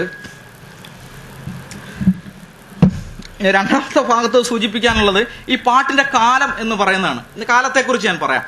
അതായത് 1905 മുതൽ 39 വരെയുള്ള കാലഘട്ടത്താണ് പൊയ്യേലപ്പച്ചന്റെ പാട്ടുകൾ ഉണ്ടാകുന്നത്. 1935 മുതൽ 39 വരെ, ദേഹവിയോഗം 39 അപ്പച്ചൻ നടക്കുന്നത്. 39 വരെയുള്ള അപ്പച്ചൻ എഴുതിയ പാട്ടുകളാണ് PRDS പാട്ടുകളായിട്ട്, അപ്പച്ചന്റെ പാട്ടുകളായി ഇവിടെ നമ്മൾ പരിഗണിക്കുന്നത്. മുമ്പ് സ്വാമി സാറിന്റെ പ്രബന്ധത്തിൽ സൂചിപ്പിക്കുകയുണ്ടായി, ഈ കീഴാള വ്യവഹാരത്തിന്റെ ഭാഗമായും, അതായത് പ്രത്യക്ഷാരക്ഷാ ദൈവസഭയുടെ ചരിത്രത്തിന്റെ ഈ അടിത്തട്ട് ചരിത്രത്തിന്റെ ഭാഗമായി, അടിത്തട്ടിലൂടെ ഉയർന്നു വരുന്ന ഒരു ചരിത്രാനുഭവത്തിന്റെ ഭാഗമായിട്ടാണ് ഈ പാട്ടുകൾ ഇത് ഉയർന്ന് ആ കാലഘട്ടത്തിൽ ഉയർന്നു വരുന്നത്. അപ്പൊ ഈ പാട്ടുകളെ നമുക്ക് മനസ്സിലാക്കാവുന്നത്, ഇത് എങ്ങനെയാണ് ഈ പാട്ടുകൾ രൂപം കൊള്ളുന്നത് എന്നൂടെ ഞാൻ ഓർമ്മിപ്പിക്കാം. ഒന്ന്, ഇത് ഒരു സാമൂഹ്യ ഇടപെടലിന്റെ, അല്ലെങ്കിൽ PRDS എന്ന് പറയുന്ന ഒരു അപ്പച്ചന്റെ ഒരു ഇടപെടലിന്റെ ഭാഗമായി, അല്ലെങ്കിൽ പാട്ടായിട്ട് മാത്രമല്ല, വ്യത്യസ്ത ധാരകളിൽ ഈ കമ്മ്യൂണിറ്റിക്കകത്ത് നടത്തുന്ന ഇടപെടലിന്റെ ഭാഗമായിട്ടാണ് ഈ പാട്ടുകൾ ഉയർന്നു വരുന്നത്. ഒന്ന്. രണ്ടാമത്, അപ്പച്ചന്റെ ഒരു ആശയമണ്ഡലത്തെ പ്രഖ്യാപിക്കുന്നതിന്റെ ഭാഗമായിട്ടാണ് ഈ പാട്ടുകൾ വരുന്നത്. ഇതാണ് ഇതിന്റെ രണ്ട് ജനറൽ സ്വഭാവമുള്ളത്. അപ്പം അത് എങ്ങനെയാണെന്ന് ഞാനൊരു ഉദാഹരണത്തിലൂടെ പറയാം. ഒരു 1-2 ഉദാഹരണങ്ങൾ പാട്ടുണ്ടാകുന്നതിന് പറയാം. അതായത് മുമ്പ് BV സ്വാമി സാറ് ഈ പ്രബന്ധ അവതരണത്തിൽ സൂചിപ്പിച്ചല്ലോ, അപ്പച്ചന്റെ ഈ മർത്തോമ ബ്രദർ വേർപാട് സഭകളിലുള്ള PRDSന്റെ അപ്പച്ചന്റെ സംവാദവും പ്രവർത്തന മണ്ഡലത്തിനും സമാന്തരമായി അത് വളരെ 1905 മുമ്പ് മുതൽ തന്നെ അപ്പച്ചൻ തൻ്റെ അന്വേഷണങ്ങൾ ആരംഭിക്കുകയും ഒരു തേടിത്തിരക്കലിന്റെ യാത്ര നടത്തുകയും അങ്ങനെ വിവിധ പ്രദേശങ്ങളിൽ കീഴാളമായ പ്രദേശങ്ങളിൽ ഇത് സഞ്ചരിക്കുകയും ചെയ്തു എന്ന് സൂചിപ്പിച്ചല്ലോ. അപ്പൊ അത്തരം സന്ദർഭങ്ങളുടെ ഭാഗമായി ഈ പാട്ടുകൾ പിറന്നു വീഴുന്നത് ഒന്നെങ്കിൽ കോളനികളിലായിരിക്കാം, അല്ലെങ്കിൽ തെരുവോരങ്ങളിലായിരിക്കാം, അല്ലെങ്കിൽ ദലിത് അധിവാസ മേഖലകളിലാവാം, അല്ലെങ്കിൽ കാളച്ചന്തകളിലാകാം. കുളത്തൂർക്കുന്ന് പോലെ രാത്രിയും വിജനവുമായ വലിയ യോഗങ്ങൾ നടക്കുന്ന പ്രദേശങ്ങളിൽ പാട്ടുകൾ ഇങ്ങനെ മലവെള്ളത്തിന്റെ എരമ്പൽ പോലെ പൊട്ടി വീഴുകയാണ്. ഇങ്ങനെയാണ് ഈ പാട്ടുകൾ ഉണ്ടാകുന്നത്. ഇപ്പം ഇതിനകത്ത് ഒരു ഉദാഹരണം ഞാൻ പറയാം, പാട്ട് എങ്ങനെയാണ് ഉണ്ടാകുന്നതെന്ന്. അത് മുമ്പ് സ്വാമി സാറിന്റെ പ്രബന്ധത്തിന്റെ തുടർച്ചയായിട്ട് പറയാണ്. അപ്പച്ചൻ തന്റെ ജനങ്ങളെ തേടിത്തിരക്കി, വളരെ ചെറുപ്പത്തിൽ തന്നെ തേടിത്തിരക്കി ഇറങ്ങുന്ന ഒരു സന്ദർഭം വിശദീകരിക്കുന്നുണ്ട്. അപ്പം അങ്ങനെ അമ്മയോടും യാത്ര പറഞ്ഞ് അപ്പച്ചൻ ഇങ്ങനെ വന്ന് മണിമലയാറ് തെക്കോട്ട് അത് ഒഴുകുകയാണ്. അപ്പോൾ രാത്രിയാണ്. മണിമലയാറ് ഇങ്ങനെ നീന്തി ഇങ്ങനെ യാത്ര ചെയ്ത് മണിമലയാറ് നീന്തി കടന്ന് അതിന്റെ കരയിലേക്ക് എത്തുമ്പം ഭീകരമായ ഇരുട്ടാണ്, രാത്രിയാണ്, വിജനമാണ്. അപ്പോൾ അപ്പച്ചൻ ഇങ്ങനെ നോക്കിയിട്ട് ആരെയും കാണുന്നില്ല. അപ്പോൾ ഒരു വലിയ ഒരു മരമുണ്ട്.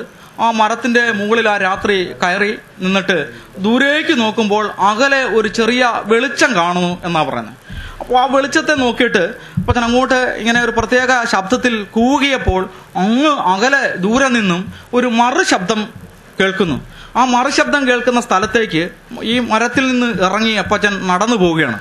നടന്ന് ഇങ്ങനെ താളും തകരയെല്ലാം വകഞ്ഞ് മരങ്ങൾക്കിടയിലൂടെ രാത്രിയിൽ അവിടെ ചെല്ലുമ്പോൾ അത് ഒരു പട്ടികജാതിക്കാരുടെ അല്ലെങ്കിൽ ദലിതുകളുടെ ഒരു വലിയ ഒരു കുടുംബമാണ് PR വിവരിക്കുന്നത്. ആ കുടുംബത്തിലേക്ക് അപ്പച്ചൻ കയറി ചെല്ലുന്ന സമയത്ത് അത് പണിയെല്ലാം കഴിഞ്ഞ് ആൾക്കാർ വന്ന് അവിടെ ഇരിക്കുകയാണ്. അതിന്റെ അച്ഛനുണ്ട്, അമ്മയുണ്ട്, അമ്മാവന്മാരുണ്ട്, അവരങ്ങനെ ഇരിക്കുന്നു. കൊണ്ടുവന്ന ആ രംഗമൊക്കെ PR ഇപ്പോഴും വിവരിച്ചു പോകുന്നത് കുഞ്ഞുങ്ങളൊക്കെ വാടിയ ചേമ്പുംതാള് പോലെ കിടന്ന് ഉറങ്ങുകയാണ്. കൊണ്ടുവന്ന പച്ചനെല്ല് കുത്തി അവര് കഞ്ഞി വെക്കുന്നതിന് വേണ്ടി പച്ചനെല്ല് കുത്തുകയാണ്. അപ്പം കരുവും മരവും കുട്ടി അവര് പാടിക്കൊണ്ടിരിക്കുന്ന സമയത്താണ് അപ്പച്ചൻ അവിടേക്ക് കടന്നു ചെല്ലുന്നത്. വളരെ വളരെ ചെറുപ്പത്തിലാണ് ഈ ക്രിസ്തുമത ഈ പ്രദേശത്തിന്റെയൊക്കെയും വളരെ മുമ്പ് അവിടെ കയറി ചെല്ലുമ്പോൾ കാണുന്ന സന്ദർഭം ഇതാണ്. അപ്പൊ നിങ്ങൾ എവിടുന്നാണ് വന്നതെന്ന് ചോദിക്കുമ്പോൾ ഞാൻ ഇതുപോലെ വലുതാനിക്കൂന്നിൽ നിന്നാണ് വരുന്നത്. അപ്പം എന്റെ ഇല്ലവൊക്കെ പറഞ്ഞ് അവരുമായിട്ട് ബന്ധം പിടിച്ച് അവിടെ ഇരിക്കുമ്പോൾ അവർ ഈ പാട്ട് പാടും. അവർ പാടുന്നത് ചെങ്ങന്നൂരാതി പാട്ടിലെ ഒരു പാട്ടാണ് അവര് അപ്പോൾ പാടുന്നത്. ഈ ചെങ്ങന്നൂരാതിലെ പാട്ടിനകത്തെ അതിപ്പോൾ നാടൻ പാട്ടുകാരുടെയൊക്കെ ഇതിനകത്തൊക്കെ പാട്ടുകൾ വരുന്നുണ്ട്. അപ്പൊ അതിനകത്ത് പറയുന്നത് സന്ധ്യത്തിരി വെക്കാൻ ഒരു സന്തതിയില്ല, മുറ്റത്തെ കരടെടുക്കാനും സന്തതിയില്ല എന്ന് പറയുന്ന ഒരു പാട്ടാണ്. മുറ്റത്തെ കരടെടുക്കാൻ സന്തതിയില്ല, സന്ധ്യത്തിരി വെക്കാൻ സന്തതിയില്ല, ചിലച്ച് വെളുക്കാൻ ഒരു സന്തതിയില്ല. അങ്ങനെ അന്യമായി പോയ, നശിച്ച് നാറാണക്കല്ല് പിടിച്ചു പോയ, അല്ലെങ്കിൽ അന്യാധീനപ്പെട്ടു പോയ ഒരു കുടുംബത്തെ പറ്റി അവര് ഇങ്ങനെ പാടുകയാണ്. അപ്പൊ അപ്പച്ചൻ ചോദിക്കുന്നുണ്ട്, എന്തുകൊണ്ടാണ് നിങ്ങൾക്ക് സന്ധ്യത്തിരി വെക്കാൻ സന്തതി ഇല്ലാതെ പോയത്? ഇവിടെയെല്ലാം നിങ്ങളുടെ സന്തതികളല്ലേ കിടന്നുറങ്ങുന്നത്, പിന്നെ എന്തുകൊണ്ടാണ് നിങ്ങൾക്ക് സന്തതി ഇല്ലാത്തത് എന്ന് നിങ്ങൾ പാടുന്നത്? ഇവിടെ ഈ രാത്രിയിലും പക്ഷികൾ ചിലയ്ക്കുന്നുണ്ടല്ലോ, എന്നിട്ട് എന്തുകൊണ്ടാണ് നിങ്ങൾ ചിലപക്ഷിയില്ല എന്ന് പറയുന്നത്? ഈ പൂവിങ്കൽ തറവാട് എന്ന് പറയുന്നത് ഏതാണ് എന്ന് അപ്പച്ചൻ അവരോട് ചോദിക്കുന്നുണ്ട്.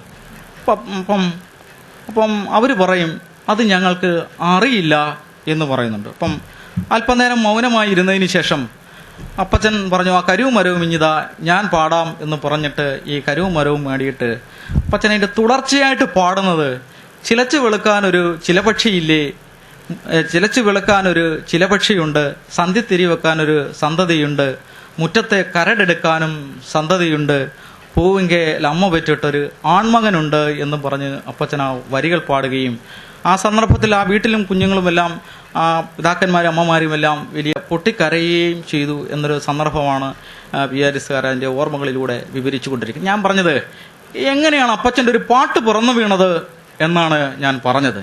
അടിത്തട്ടിലെ ഈ കമ്മ്യൂണിറ്റിക്ക് അകത്തൂടെയുള്ള അവരുടെ സഞ്ചാരത്തിന്റെ ഭാഗമായിട്ട് ഒരു പാട്ട് രൂപപ്പെടുന്നത് അതിന്റെ തന്നെ ആ പാട്ടിനകത്തുനിന്ന് തന്നെ, അതിന്റെ ശബ്ദങ്ങൾക്കകത്തുനിന്ന് തന്നെ, അതിന്റെ പദവിന്യാസങ്ങളെ തന്നെ, അതിന്റെ ഭാഷാശൈലികളെ തന്നെ അതിനകത്ത് തന്നെ തിരിച്ചിട്ടുകൊണ്ടും ചെറിയ തിരുത്തലുകൾ വരുത്തിക്കൊണ്ടും മറ്റൊരു ആശയലോകമായി നിർമ്മിച്ച് അപ്പച്ചൻ വേറൊരു ഭാഷാലോകവും പാട്ടുലോകവും നിർമ്മിക്കുന്നതായിട്ടാണ് കാണാൻ കഴിയും. ഇത് ഒരു പാട്ട് ഉണ്ടായ ഒരു ഉദാഹരണമാണ്. അപ്പം എങ്ങനെയാണ് ഈ പുറമ്പോക്കുകളിലും കോളനികളിലും അപ്പച്ചൻ്റെ പാട്ട് പിറന്നു വീണത്, അതിൻ്റെ സാങ്കേതികത എന്താണ് എന്ന് മനസ്സിലാക്കാൻ വേണ്ടിയാണ് ഞാനിത് ഓർമ്മിപ്പിച്ചത്. മറ്റൊരു ഉദാഹരണം കൂടി ഞാൻ പറയാം.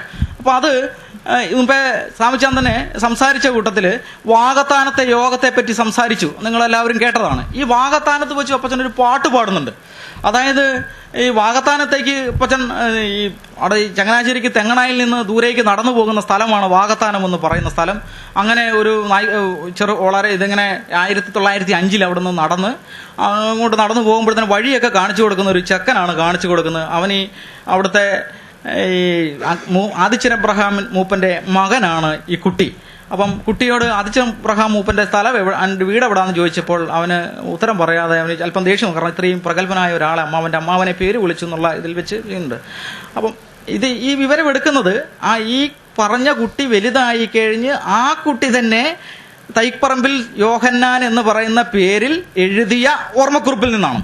അപ്പം അങ്ങനെ ഈ വാകത്താനത്തേക്ക് വരുന്ന സന്ദർഭത്തിൽ അപ്പച്ചൻ അവിടെ യോഗം നടത്തുകയാണ്. ആ സന്ദർഭം കൂടെ ഞാനൊന്ന് വിവരിക്കും. പാട്ട് എങ്ങനെയാണ് പിറന്നു വീഴുന്നതെന്ന് ഒരു കഥ ഓർമ്മിപ്പിക്കാൻ വേണ്ടി പറഞ്ഞെന്ന് മാത്രമേ ഉള്ളൂ.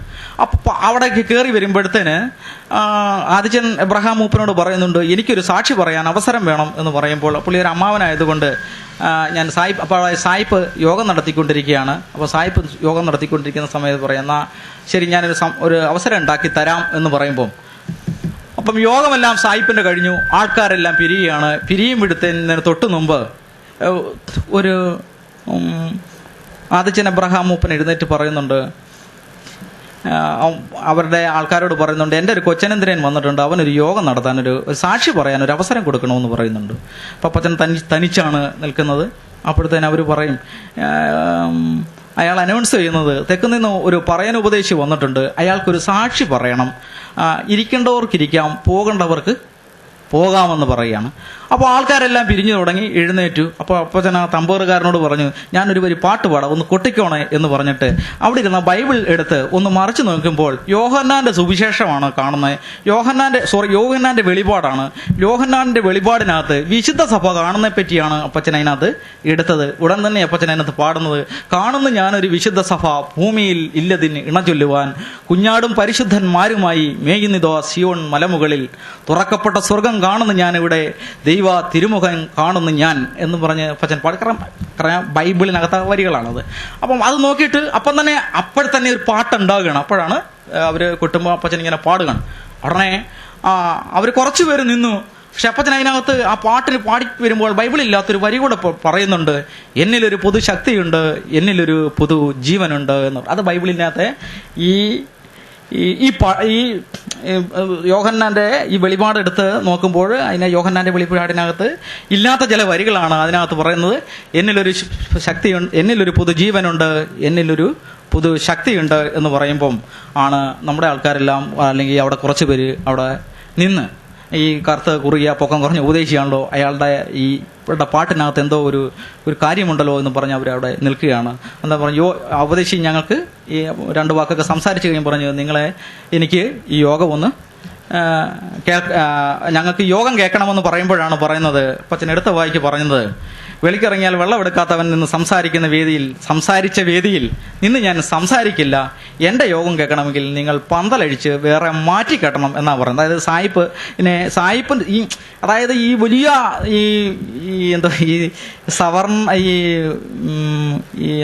വെള്ളക്കാരൻ്റെ അതീശത്വ ബോധത്തെ അപ്പച്ചൻ അങ്ങനെയാ കാണുന്നത്. ഭയങ്കര ഈ വെള്ളക്കാരൻ്റെ അതീശത്വ ബോധത്തെയും വർണ്ണബോധത്തെയും അപ്പച്ചൻ വളരെ നിസ്സാരമായിട്ടാണ് കാണുന്നത്. അപ്പോൾ എന്താണ് അപ്പച്ചൻ പറയുന്നത്, വെള്ളക്കാരൻ ഇന്ത്യക്കാരനെ അടിമയാക്കുന്നുണ്ട്, പട്ടികജാതിക്കാർക്ക് അതിന് ഒത്തിരിയും താഴെയാണ്.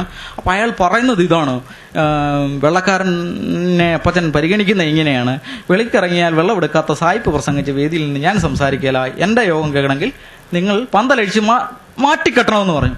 അങ്ങനെ ഇവർ പറഞ്ഞു, ശരി ഞങ്ങൾ പന്തലഴിച്ച് മാറ്റിക്കെട്ടാമെന്ന് പറഞ്ഞ് ഈ വേറൊരു സ്ഥലത്തേക്ക് അതിൻ്റെ തൊട്ട് താഴെ ഒരു പന്തലൊക്കെ കെട്ടി. ഇപ്പോൾ അവിടെ PRDസിൻ്റെ ഒരു മന്ദിരം ഇരിക്കുകയാണ്, അവിടെ ഒരു പന്തലൊക്കെ കിട്ടി. അവർ 7 ദിവസത്തെ യോഗം നടന്ന്, അതിൻ്റെയൊക്കെ വിശദാംശങ്ങളിലേക്ക് ഞാൻ കടക്കുന്നില്ല, അത് PRDസിൻ്റെ ഹിസ്റ്ററിയുമായിട്ട് ബന്ധം. അപ്പോൾ രണ്ടാമത്തെ സന്ദർഭങ്ങൾ നിങ്ങൾ നോക്കൂ, ഈ പാട്ടുണ്ടായതിൻ്റെ ഒന്ന് അടിത്തട്ടിലെ മനുഷ്യരുടെ ജീവിതവുമായി സങ്കടകരവുമായ ഒരു ബന്ധത്തിനകത്ത് നിന്നാണ് ആ പാട്ടുണ്ടാകുന്നതെങ്കിൽ, മറ്റൊരു പാട്ടുണ്ടാകുന്നത് ഈ വളരെ പ്രച്ഛന്നപരമായ ഒരു രീതിയാണ്. അപ്പം കാണുന്നു, ഞാനൊരു വിശുദ്ധ സഭ പോലുള്ള പാട്ടുണ്ടാകുമ്പോൾ ചിലർ ധരിച്ചിരിക്കുന്നത് ഇത് ബൈബിൾ പാട്ടുകളെ പൊയ്യലപ്പച്ചൻ അതുപോലെ ഉപയോഗിക്കുകയാണ് എന്നുള്ള ഒരു തെറ്റിദ്ധാരണ ഉണ്ടാകുന്നുണ്ട്. ശരിക്കും പറഞ്ഞാൽ ഒരു പ്രത്യേക സവിശേഷ സന്ദർഭത്തിൽ ഈ പാട്ട് ചില പ്രത്യേക ഭാഗങ്ങളുടെ ഭാഗമായിട്ട് ഉപയോഗിക്കുകയും വിനിയോഗിക്കുകയും ചെയ്യുന്നതിൻ്റെ ഒരു ഭാഗമാണ്. അതേപോലെ തന്നെ ഏതാണ്ട് 1914 ആകുമ്പോൾ രാജാവിന് വലിയ സ്വീകരണം കൊടുക്കുന്നുണ്ട്. തിരുവിതാംകൂർ രാജാവ്, ഞാൻ 3 സന്ദർഭങ്ങൾ ഓർമ്മിപ്പിക്കുന്നത് പാട്ടെങ്ങനെ പിറന്നു വീണു എന്നറിയാൻ വേണ്ടിയാണ്. ഇപ്പം ചെങ്ങന്നൂര് ഒരു രാജാവിന് ഒരു സ്വീകരണം കൊടുക്കുന്നുണ്ട്. രാജാവ് പീരിമേട്ടിലേക്ക് പോവുകയാണ്. പീരിമേട്ടിലേക്ക് പോകുന്ന വഴിക്ക് അപ്പച്ചൻ പറയുന്നുണ്ട്, ഞങ്ങൾ ഇവിടെ ഒരു സ്വീകരണം തരാമെന്നും പറഞ്ഞിട്ട് ചെങ്ങന്നൂരിൽ ഒരു പന്തൽ ഇടുകയാണ്. ചെങ്ങന്നൂർ ബസ് സ്റ്റാൻഡാണ് സ്ഥലം. അപ്പോൾ അവിടെ നമുക്ക് നിൽക്കാനും അവിടെ തീർത്തും വൃത്തികെട്ട ഒരു പ്രദേശമായിരുന്നു. സ്ഥലം കിട്ടാതെ വന്നപ്പോൾ ആറ്റിൽ നിന്ന് മണലൊക്കെ ആൾക്കാരെ കൊണ്ടുവന്ന് വന്നിട്ട് അവിടെ മണലൊക്കെ വിരിച്ച് അവിടെ ഒരു പന്തലൊക്കെ കെട്ടി വള്ളസ്ത്ര ആൾക്കാർ ധരിച്ച് ഇരുവശങ്ങളിലായിട്ട് നിന്ന് രാജാവിന് സ്വീകരണം കൊടുക്കുന്ന ഒരു വേദി ഉണ്ടാകുന്നുണ്ട്. ഇപ്പം അതൊക്കെ തന്നെ ബ്രിട്ടീഷുകാർ, അതൊക്കെ ക്രിസ്ത്യൻ മിഷണറിമാർ റിപ്പോർട്ട് ചെയ്യുന്നുണ്ട്. പൊയ്യയിൽ യോഹന്നാൻ അങ്ങനെ അവിടെ ഒരു രാജാവിന് സ്വീകരണം കൊടുക്കുന്നത് അദ്ദേഹം ക്രിസ്തുമതത്തെ വിമർശിക്കുന്നത് മറികടക്കാനും ആണ് എന്നൊക്കെ പറഞ്ഞുള്ള രീതിയിലുള്ള റിപ്പോർട്ടുകൾ അവർ കൊടുക്കണം. 1000 രൂപ ഇതിനു വേണ്ടി PRDSകാർ അന്ന് ചെലവഴിച്ചു എന്നൊക്കെ മിഷണറിമാരത് റിപ്പോർട്ട് ചെയ്യുന്നുണ്ട്. സനൽ മോഹൻ സാർ അത്തരം രേഖകളൊക്കെ അതിനകത്ത് അദ്ദേഹത്തിന്റെ ഏറ്റവും ലേറ്റസ്റ്റ് ആയ ബുക്കിനകത്ത് കോട്ട് ചെയ്യപ്പെടുകയും ചെയ്യുന്നുണ്ട്. അപ്പൊ അവിടെ വെച്ച് അപ്പച്ചൻ ഒരു പാട്ട് പാടുന്നുണ്ട്. രാജാവ് വരുന്നുണ്ട്, ആൾക്കാർ നിൽക്കുന്നു, രാജരാജനും മംഗളം എന്ന് പറഞ്ഞ ആൾക്കാർ കയറി വരുന്നുണ്ട്. ആ സ്റ്റേജിൽ വെച്ചും അപ്പച്ചൻ ഒരു പാട്ട് പാടുന്നുണ്ട്. ഇമ്പമേറും നല്ല തിരുവിതാംകൂറിനെ ശാന്തമായി ഒന്ന് ഭരിക്കണമേ, ആക്ഷേപങ്ങളൊക്കെ തീർക്കണമേ, നമുക്ക് ആനന്ദമായൊന്ന് വാഴണമെന്ന് അപ്പച്ചൻ പാടുന്നുണ്ട്. അപ്പം അന്ന് തിരുവിതാംകൂർ ഭരിച്ചുകൊണ്ടിരിക്കുന്ന രാജാവിനോടാണ് പറയുന്നത്, ഈ ഇമ്പമേറുന്ന തിരുവിതാംകൂറിനെ നിങ്ങൾ ശാന്തമായി ഭരിക്കണം എന്ന് വെച്ചാൽ അത് അത്ര അശാന്തം നിറഞ്ഞതാണ് തിരുവിതാംകൂർ എന്നതുകൊണ്ടായിരിക്കാമെന്ന് പറഞ്ഞ് ശാന്തമായി ഒന്ന് ഭരിക്കണമേ, ആക്ഷേപങ്ങളൊക്കെ തീർക്കണമേ, നമുക്ക് ആനന്ദമായൊന്ന് വാഴണമേ എന്നുള്ള പാട്ടുകൾ. അപ്പം വേറൊരു സന്ദർഭത്തിൽ പാട്ടുണ്ടാകുന്നുണ്ട്. അപ്പച്ചന്റെ യോഗങ്ങൾക്ക് മേലുള്ള വലിയ പ്രതിരോധങ്ങൾ ഉണ്ടാകുമ്പോഴുണ്ടാകുന്ന പാട്ടുകളുണ്ട്. അപ്പം അത്തരം പാട്ടുകൾ അത് വലിയ നീണ്ട പാട്ടുകളല്ല. അപ്പം ഇങ്ങനെ ഒരു സന്ദർഭം ഇങ്ങനെയാണെങ്കിൽ മറ്റൊരു സന്ദർഭം അങ്ങനെയാണ്. വേറൊരു സന്ദർഭത്തിൽ പാട്ടിന്റെ വരികൾ തന്നെ പിറന്നു വീഴുന്നത് ഇപ്പം സുപ്രധാനമായ രക്ഷാന്തരണ യോഗത്തിലാണ്. 1905 കുളത്തൂരിൽ വെച്ച് നടക്കുന്ന രക്ഷാന്തരണ യോഗങ്ങളിലാണ് ഇതിന്റെ വലിയ പാട്ടുകൾ ഉണ്ടാകുന്നത്. അന്ന് ഈ അടിമ വിഷയത്തെ അവതരിപ്പിക്കുന്നതിന് വേണ്ടിയാണ് അടിമ കഥകൾ പറഞ്ഞുകൊണ്ട് ഉള്ള അടിമാനുഭവങ്ങളെ വിശദീകരിക്കുന്ന ഒട്ടേറെ പാട്ടുകൾ ആ യോഗത്തിന്റെ ഭാഗമായിട്ട് ഉണ്ടാകുന്നുണ്ട്. അങ്ങനെയാണ് അപ്പച്ചന്റെ പാട്ടുകൾ ഇതുണ്ടാകുകയും ഈ പാട്ടുകളെ അടുത്ത തലമുറകളിലേക്ക് എടുത്തു വെക്കുകയും പാട്ടുകൾ യോജിപ്പിച്ചെടുക്കുകയും ഒക്കെ ചെയ്യുന്ന പ്രക്രിയയിലൂടെയാണ് കേരളത്തിൽ ഒരു കമ്മ്യൂണിറ്റി അതിജീവനത്തിന്റെ ഭാഗമായി ലിറ്ററേച്ചർ ഉണ്ടാക്കിയെന്നാണ് ഞാൻ പറഞ്ഞു വരുന്നത്. അപ്പം ഈ ഭാഷയിൽ നിന്നും സാഹിത്യത്തിൽ നിന്നും മനുഷ്യാവസ്ഥകളിൽ നിന്നും ഒക്കെ ബഹിഷ്കരിക്കപ്പെട്ട കമ്മ്യൂണിറ്റി അതിജീവനത്തിന്റെ ഭാഗമായി ഭാഷയും ലിറ്ററേച്ചറും അതിന്റെ ആവിഷ്കാര രൂപങ്ങളും ഉണ്ടാകുന്നത് എങ്ങനെയാണെന്നാണ് ഞാൻ ചില ഉദാഹരണങ്ങൾ ഈ അപ്പച്ചന്റെ പാട്ടുകൾ വെച്ച് പറഞ്ഞത്. ഈ പാട്ടുകളെല്ലാം പല തരത്തിലാണ് ഉണ്ടാകുന്നത്. ദീർഘമായ പാട്ടുകളുണ്ട്, വലിയ ദീർഘമായ പാട്ടുകൾ. മുൻപിതാക്കന്മാർക്ക് വന്നവരല്ലൽ ഓർത്തിടുമ്പോൾ എന്ത് ഖേദം എന്ന് പറയുന്ന അപ്പച്ചന്റെ പാട്ടുണ്ട്. അത് വലിയ ദീർഘമായ പാട്ടാണ്. ഞാൻ അതിന്റെ വിശദാംശങ്ങളിലേക്ക് ഇറങ്ങും. ദീർഘമായ പാട്ടുകളാണ്. അങ്ങനെ ദീർഘമായ പാട്ടുകളുണ്ട്, ചെറിയ പാട്ടുകളുണ്ട്, വളരെ ചെറിയത്, അതായത് ഈരടികൾ പോലെ നിൽക്കുന്ന പാട്ടുകളുണ്ട്. ഈ അപ്പച്ചന്റെ ഈ യോഗങ്ങൾക്ക് വലിയ പ്രതിരോധം കേരളത്തിൽ ഉണ്ടാകുകയും, അതായത് അന്നത്തെ നമ്മുടെ മുൻ തലമുറ, ഇപ്പോഴും PRDSയിലെ അന്നത്തെ ഉപദേഷ്ടാക്കന്മാരും പ്രായമുള്ളവരും ഒക്കെ വളരെ വാമൊഴിയായി അപ്പച്ചനെ പറ്റി, അപ്പച്ചൻ കേരളത്തിൽ അനുഭവിച്ച അനുഭവങ്ങളെ പറ്റി പറയുന്നത് കുറുക്കനെ ഓടിക്കുന്ന പോലെ അപ്പച്ചനെ ഈ നാട്ടിലൂടെ ഓടിച്ചെന്നാണ് പറയുന്നത്. അതായത് ബ്രിട്ടീഷുകാരും സവർണ ക്രിസ്ത്യാനികളും സവർണബോധം ഉള്ള എല്ലാ മനുഷ്യരും സായിപ്പന്മാരും ഒക്കെ അതിനുള്ള ഗൂഢാലോചനകൾ നടത്താറുണ്ട്. അങ്ങനെ പീരിമേട്ടിലെ തേയിലപ്പുരയിലെ ഇഞ്ചനിലിട്ട് അപ്പച്ചനെ കൊല്ലുന്നതിന് വേണ്ടിയുള്ള വലിയ ഗൂഢാലോചനകൾ നടക്കുന്നുണ്ട്. ഒരുവേള അപ്പച്ചൻ തന്നെ പറഞ്ഞു പോകുന്നുണ്ട്, എടോ അവരെന്നെ ഇങ്ങനെ കുത്തുംപഴുത്തന് ഞാൻ ഇവരിൽ നിന്ന് രക്ഷപ്പെടാൻ മണ്ണിന്റെ ചെളികളെ, അതായത് യാറിന്റെ അടിയിലെ ചെളിയിൽ ഞാൻ ഇങ്ങനെ പതിഞ്ഞു കിടന്നിട്ടുണ്ട്. അപ്പോൾ അവര് അവിടെ കമ്പിവടികൾ വെച്ച് കുത്തി നോക്കുമ്പോൾ എൻ്റെ പള്ളവശത്തൂടെയാണോ അതിൻ്റെ കത്തികൾ, എൻ്റെ മുനകൾ ആഴ്ന്നു പോയതെന്നും പറഞ്ഞ് അപ്പച്ചൻ സങ്കടപ്പെട്ടതായിട്ട് ശിഷ്യന്മാർ രേഖപ്പെടുത്തുന്നുണ്ട്. അപ്പച്ചനെ ആക്രമണത്തിന്റെ ഭാഗമായിട്ട് തോളിലേറ്റി ഓടിയ മനുഷ്യരുണ്ട്. അപ്പച്ചൻ വലിയ മരത്തിന്റെ മുകളിൽ കയറി ഇങ്ങോട്ട് ഒതള മരത്തിന്റെ മുകളിൽ കയറി ഇങ്ങനെ പേടിച്ച് അരണ്ടിരിക്കുന്ന സമയമുണ്ട്. എന്നിട്ട് അപ്പച്ചൻ തന്നെ അവരോട് പിൽക്കാല ശിഷ്യന്മാരോടൊക്കെ പറഞ്ഞ കാര്യങ്ങൾ ഓർക്കുന്നുണ്ട്. രാത്രിയിൽ അവരിങ്ങനെ ഓടുമ്പോഴത്തേന് പറയുന്നുണ്ട്, പൊയ്യയെ കണ്ടാൽ വെട്ടി വെട്ടി തുണ്ടമാക്കി പ്ലാസ്റ്റിക് കൂടിലാക്കി ബ്രിട്ടനിലേക്ക് അയച്ചു കൊടുക്കുമെന്നാടാ അവർ പ്രസംഗിച്ചത്, അവർ പറഞ്ഞുകൊണ്ട് പോയത് എന്നൊക്കെ അന്നത്തെ കാലത്തെ ശിഷ്യന്മാരോടുമൊക്കെ അപ്പച്ചൻ പറഞ്ഞതായുള്ള വാമൊഴി അറിവുകൾ ഇന്നും കേരളത്തിൽ നിൽക്കുന്നുണ്ട്. അപ്പൊ ഇത്തരം അറിവുകളുടെയും ഇത്തരം അനുഭവങ്ങളുടെയും പശ്ചാത്തലത്തിൽ അപ്പച്ചനിമയുള്ള വലിയ പ്രതിരോധങ്ങൾ, വലിയ ആക്രമണങ്ങളും അതായത് ഒരിക്കൽ ബാബുചേട്ടൻ എഴുതുന്നത് ഈ തലനാരിഴ വ്യത്യാസത്തിലാണ് അപ്പച്ചൻ തൻ്റെ ജീവൻ നഷ്ടപ്പെടാതെ പോയെന്നാണ് പറഞ്ഞത്. വളരെ വളരെ അക്യുറേറ്റ് ആയ ഒരു പരാമർശമാണ്. അപ്പൊ അത്തരം പരാമർശങ്ങൾ ഉണ്ടാകുന്ന ഘട്ടത്തിലും അപ്പച്ചൻ്റെ നാവടഞ്ഞു പോകുന്നില്ല, ശബ്ദമായി അപ്പച്ചൻ നിൽക്കുന്നുണ്ട്. അപ്പൊ അങ്ങനെയുള്ള പ്രതിരോധങ്ങളെ അതിജീവിക്കുന്നതിന് വേണ്ടിയും വളരെ ചെറിയ ചില വരികളുള്ള പാട്ടുകൾ ഉണ്ടാകുന്നുണ്ട്. അപ്പൊ അതിലൊരു ഉദാഹരണം ഞാൻ പറയാം. ലോകരെല്ലാരും കൂടി തല്ലിക്കൊന്ന് കുഴിച്ചിട്ടാലും മിണ്ടാതിരിക്കയില്ല ഈ സത്യം ഉണ്ടോ ഇളപ്പതിന്, 4 വരിയുള്ള ആ പാട്ടിന്. അപ്പൊ അന്ന് കേരളത്തിൽ നവോത്ഥാനത്തിന്റെ കാലഘട്ടത്തിൽ ഇങ്ങനെ കവിത എഴുതാൻ പറ്റുമോ എന്ന് നമുക്കറിയത്തില്ല. അപ്പൊ അന്ന് പുള്ളി പാടുന്നത് ഇങ്ങനെയാണ്: ലോകരെല്ലാരും കൂടി തല്ലിക്കൊന്ന് കുഴിച്ചിട്ടാലും മിണ്ടാതിരിക്കയില്ല ഈ സത്യം ഉണ്ടോ ഇളപ്പതിന്. അപ്പച്ചന്റെ 4 വരികളാണ്. ഇങ്ങനെ 4 വരികളുള്ള പാട്ടുകളുണ്ട്. കാണുന്നില്ല രക്ഷരവും എന്നുള്ള പാട്ടൊക്കെ ശരിക്കും പറഞ്ഞാൽ ഗദ്യഗതി കവിതയ്ക്ക് സമാനമായ കവിതകൾ. അത് നമ്മൾ ഈണത്തിൽ പാടുന്നതാണ്. എൻ്റെ റൈറ്റിംഗ് തന്നെ നിങ്ങളൊന്ന് ഓർത്ത് നോക്കിക്കോളൂ. അല്ലെങ്കിൽ അത് ശരിക്കും ഗദ്യരൂപത്തിലാണ് പാടുന്നത്. ചില പാട്ടുകൾ പാടി വരുമ്പോൾ സംഗീതം ഒപ്പിക്കാൻ വേണ്ടി നമ്മൾ ബാലൻസ് ചെയ്യുന്നതായിട്ട് നമുക്ക് കാണാൻ കഴിയും. ഒരിക്കൽ നമ്മുടെ എസ് ജോസഫ് സാർ അത്തരം ഒരു പഠനം നടത്തുമ്പോൾ സാറ് പറയുന്നുണ്ട്, ചില വൃത്തത്തെ അപ്പച്ചന്റെ കവിതകൾ തെറ്റിക്കുന്നു എന്ന് പറയുന്നുണ്ട്. വൃത്തങ്ങളെ തെറ്റിച്ച് പോകുന്ന കവിതകൾ ഉണ്ടാകുന്നുണ്ട്. ഇങ്ങനെ പലതരത്തിലുള്ള പാട്ടുകൾ ആണ് അതിൻ്റെ ഘടനയായിട്ട് ഇത് വരുന്നത്. ഇത് അതായത് ഞാൻ പറഞ്ഞ പോലെ വ്യാകരണങ്ങൾ 4 ലൈൻ കവിതകൾ ഉണ്ടാകുന്നുണ്ട്. വളരെ ഹാസ്യമായ രൂപത്തിലുള്ള കവിതകൾ ഉണ്ടാകുന്നുണ്ട്. ഇപ്പൊ ഉദാഹരണത്തിന് ഈ പള്ളിയുടെ മാത്രമല്ല അമ്പലത്തിൽ പോകുന്ന ദലിതുകളുടെ അവസ്ഥയെ വളരെ ഹാസ്യമായി അവതരിപ്പിക്കുന്ന ഭയങ്കരമായ ഭീകരമായ ഹാസ്യം ഉപയോഗിക്കുന്ന ഒരാളായിരുന്നു അപ്പച്ചൻ. അപ്പം അതിനകത്തൊരു പാട്ടിങ്ങനെയാണ്: പുള്ളയ്ക്ക് കാക്കാശ് അമ്മിക്കരക്കാശ് അമ്മന് മുഴുവൻ കാശ് എന്നാണ്. പുള്ളയ്ക്ക് കാക്കാശ് അമ്മിക്കരക്കാശ് അമ്മന് മുഴുവൻ കാശ്, നെറ്റിപ്പട്ടവും തിടമ്പും ചാർത്തി ക്ഷേത്രത്തിൽ ഇളകുമ്പോൾ പുട്ടിലെടുത്തോടി കൊട്ടിലെടുത്തോടി കാട്ടിലേക്ക് ഓടാമടി, ആ പോന്ന വഴിക്ക് ആ നീയൊന്ന് തൊഴുതേരടി എന്ന് പറയുന്ന തരത്തിൽ ഈ പള്ളിയിൽ അമ്പലത്തിലെ പോകുന്ന ഈ ദലിത് അവസ്ഥകൾ, അമ്പലങ്ങളിലുമായി ബന്ധപ്പെട്ട് ദലിതുകൾക്കുണ്ടാകുന്ന ഒരു അവസ്ഥ അപ്പച്ചൻ വിവരിക്കുന്നത് ഇങ്ങനെ 5-6 വരികളുള്ള പാട്ടുകളാണ്. പുള്ളയ്ക്ക് കാക്കാശ് അമ്മിക്കരക്കാശ് അമ്മന് മുഴുവൻ കാശ്. അതായത് അമ്മയ്ക്ക് അത് ഒരു കീഴാള ലാംഗ്വേജിൽ തന്നെയാണ് ഇത് എഴുതുന്നത്. അമ്മയ്ക്ക് അരക്കാശ് അമ്മ മുഴുവൻ കാശ്, കൊട്ടിലെടുത്തോടി കാട്ടിലേക്ക് നീ ഓടുന്ന വഴിക്ക് നീ ഒന്ന് തൊഴുതേരടി എന്ന് പറയുന്ന സൈസ് പാട്ടുകളുണ്ട്. അതേപോലെ തന്നെ വാദ്യഘോഷങ്ങൾ മുഴക്കുന്നവരും എന്ന് പറയുന്ന രീതിയിൽ ഏറ്റവും നല്ല മലയാളം ഉപയോഗിക്കുന്ന പാട്ടുകളുണ്ടാകും. അപ്പം ഹാസ്യപരമായ രൂപത്തിൽ ഈ പാട്ടുകൾ ഉള്ള ഇത് പറയുന്നുണ്ട്. വിമർശനങ്ങൾ നടത്തുമ്പോൾ പോലും എന്മാന്യ കൂട്ടുസ്നേഹിത എന്ന് പറഞ്ഞ് വിമർശിക്കുന്ന രൂപത്തിലുള്ള പാട്ടുകൾ ഉണ്ടാകുന്നുണ്ട്. അപ്പം വിമർശനത്തിന് പോലും വലിയൊരു ഫാസിസ്റ്റ് രൂപത്തിലല്ലാതെ അയ്യോ പറയാമോ പറക്കള്ളി എന്ന് അയ്യോ പറയാമോ പാട്ടിൻ്റെയൊക്കെ അവസാനം വരുന്നത് ഈ പറയുന്ന ആ വരികൾ അവസാനിക്കുന്നത് ഇങ്ങനെയാണ്: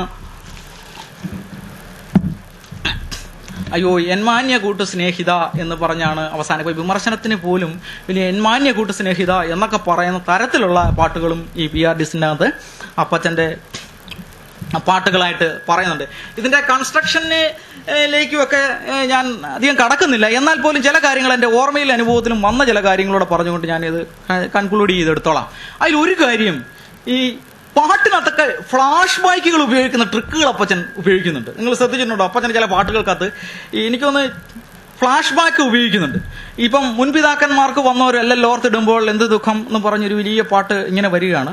അപ്പം മുൻപിതാക്കന്മാരായ ആൾക്കാർക്ക് വന്ന അടിമ അനുഭവങ്ങൾ അപ്പച്ചൻ തന്നെ നരേറ്റ് ചെയ്യുന്നതായിട്ടാണ് ആ പാട്ടിൻ്റെ പകുതി കഴിഞ്ഞിട്ട് അങ്ങനെ അതിനകത്ത് ഒരു കുടുംബമുണ്ടായിരുന്നെന്നും അതിനകത്ത് ചില സ്ത്രീകൾ ഉണ്ടായിരുന്നു എന്നൊക്കെ പറഞ്ഞിട്ട് പിന്നെ ആ കവിത അവിടെ നിന്ന് മാറുന്ന സ്ത്രീയുടെ ഓർമ്മയായിട്ടാണ്. തൊട്ടടുത്ത ലൈൻ വരുന്നത്, ഞാനും എൻ്റെ കണവനും ഏറെ നാൾ താമസം ചെയ്തു, മൂത്ത കുട്ടി പിറന്നതും എന്ന് പറഞ്ഞിട്ട് ഒരു സ്ത്രീയുടെ ഓർമ്മയായിട്ട് അത് മാറുകയാണ്. അങ്ങനെ സ്ത്രീയുടെ ഓർമ്മ പോയി പോയി പോയി പോയി പിന്നെ അത് പുരുഷന്റെ ഓർമ്മയാകുമോ അപ്പച്ചന്റെ ഓർമ്മയാകുമൊന്നുമില്ല. അതങ്ങനെ അങ്ങ് പോയി ആ പാട്ടങ്ങ് അവസാനിക്കുക. ഇങ്ങനത്തെ ചില ട്രിക്കുകൾ അപ്പച്ചന്റെ കവിതകൾക്കകത്ത് നമുക്ക് കാണാൻ കഴിയും. അപ്പം സമാന്തരമായ വ്യത്യസ്ത ലോകങ്ങൾ ഉണ്ടാക്കുന്നതിന്റെ കവിതകൾ നമുക്ക് കാണാൻ കഴിയും. ഇപ്പം കൊന്നയും കോമാവും പൂമരം വഞ്ചിയൊക്കെ കൊണ്ട് അതൊന്നും എടുക്കാതെയാണ് ഈ ബൈബിളിൽ പെട്ടകം പണിതതിനെ പറ്റി വിമർശിക്കുന്ന ഒരു കഥയുണ്ട്, ഒരു പാട്ടുണ്ട്. ബൈബിളിൽ എങ്ങനെയാണ് പെട്ടകം, രക്ഷയുടെ പെട്ടകം എങ്ങനെയാണ് ഉണ്ടാക്കുന്നത് എന്നാണ് പറയുന്നത്. രക്ഷയുടെ പെട്ടകത്തിനകത്ത് സാമിച്ചാൻ മുമ്പേ പറഞ്ഞതുപോലെ പ്രത്യേകമായ ഒരു വ്യവസ്ഥയ്ക്കകത്ത് ഒരു വ്യവസ്ഥാ നിർമ്മിതം, ഒരു പ്രത്യേക തോതിന്റെ അടിസ്ഥാനത്തിൽ ഒരു രക്ഷാസ്ഥാനം, രക്ഷാവ്യവസ്ഥ എങ്ങനെയാണ് നിർമ്മിക്കുന്നത്, ആ രക്ഷാവ്യവസ്ഥ നിർമ്മിക്കുന്നതിന്റെ ഹാസ്യമായി അതിനെ ഓർമ്മിപ്പിക്കാനായിട്ട് ഇരുമാച്ചി, പുലിമാവ്, കരുതാക, ഈട്ടി തുടങ്ങിയ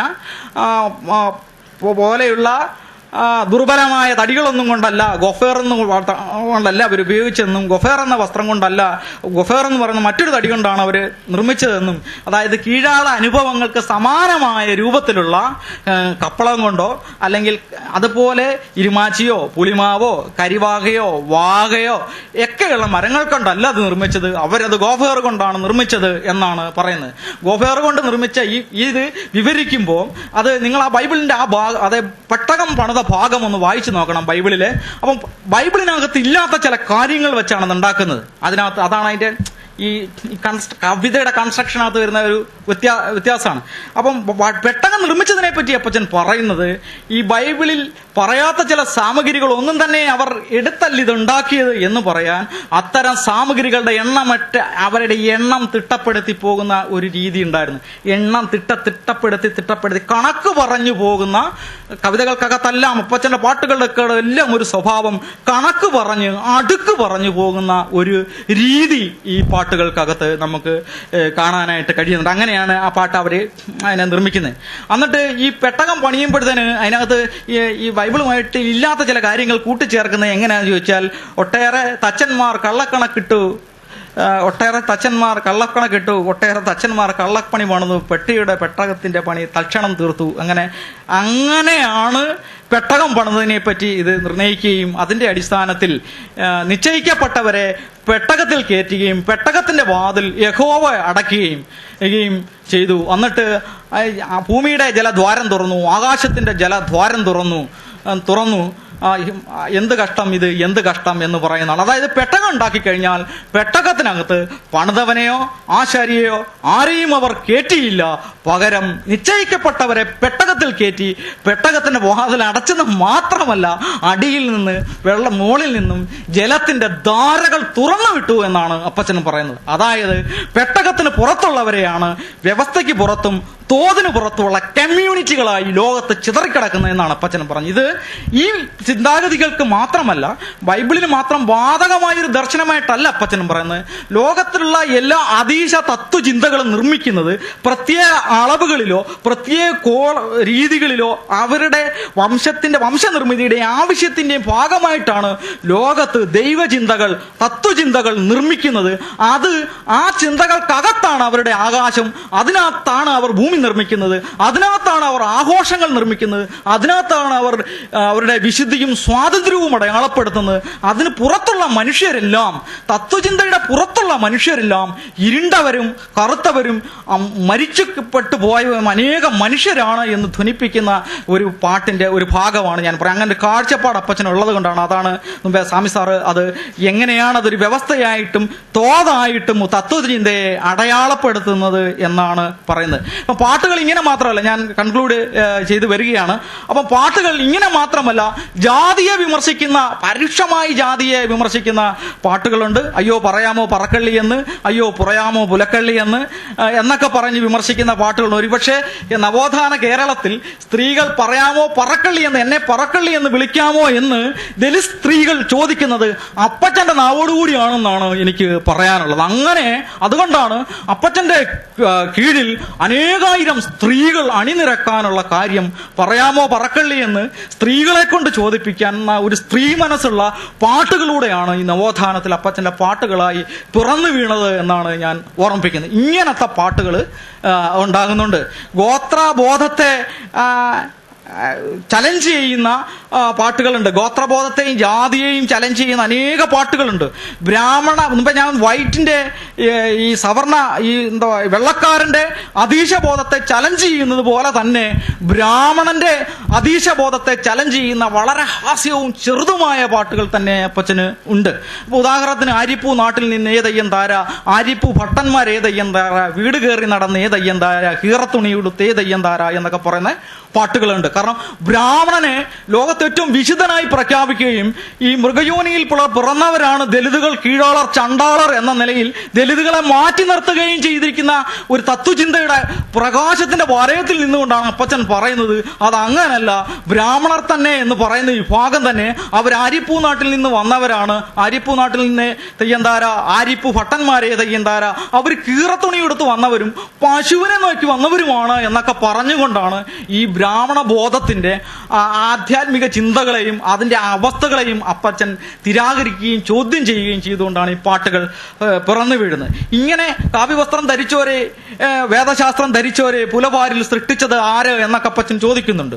ബൈബിളിനെ പറ്റിയൊക്കെ വളരെ ആഴത്തിലുള്ള, ബൈബിളിനെ പറ്റിയല്ല ദൈവം മനുഷ്യനെ സൃഷ്ടിക്കുന്നതിന്റെ തത്വചിന്തയെ തന്നെ അപ്പച്ചൻ ചോദ്യം ചെയ്യുന്നുണ്ട്. അപ്പച്ചൻ ചോദിക്കുന്നുണ്ട്, ആദി ആദാം പറയനെന്ന് ആരെങ്കിലും ധരിക്കുമോ, പറഞ്ഞാൽ തീർന്നില്ലേ സകലതും എന്നൊക്കെ ചോദിക്കുന്നുണ്ട്. അപ്പൊ ആദി ആദാം എന്ന് പറയുന്നത് ലോകത്ത് മനുഷ്യനെ സൃഷ്ടിച്ചിരിക്കുന്നത് ആദാമാണ് ആദി മനുഷ്യൻ എന്നാണ് ബൈബിൾ പറയുന്നത്. അല്ലെങ്കിൽ ഭൂമിയിൽ മനുഷ്യനെ ഇങ്ങനെ സൃഷ്ടിക്കുന്നതിന് ഒരു കഥ ഉണ്ടാവാം.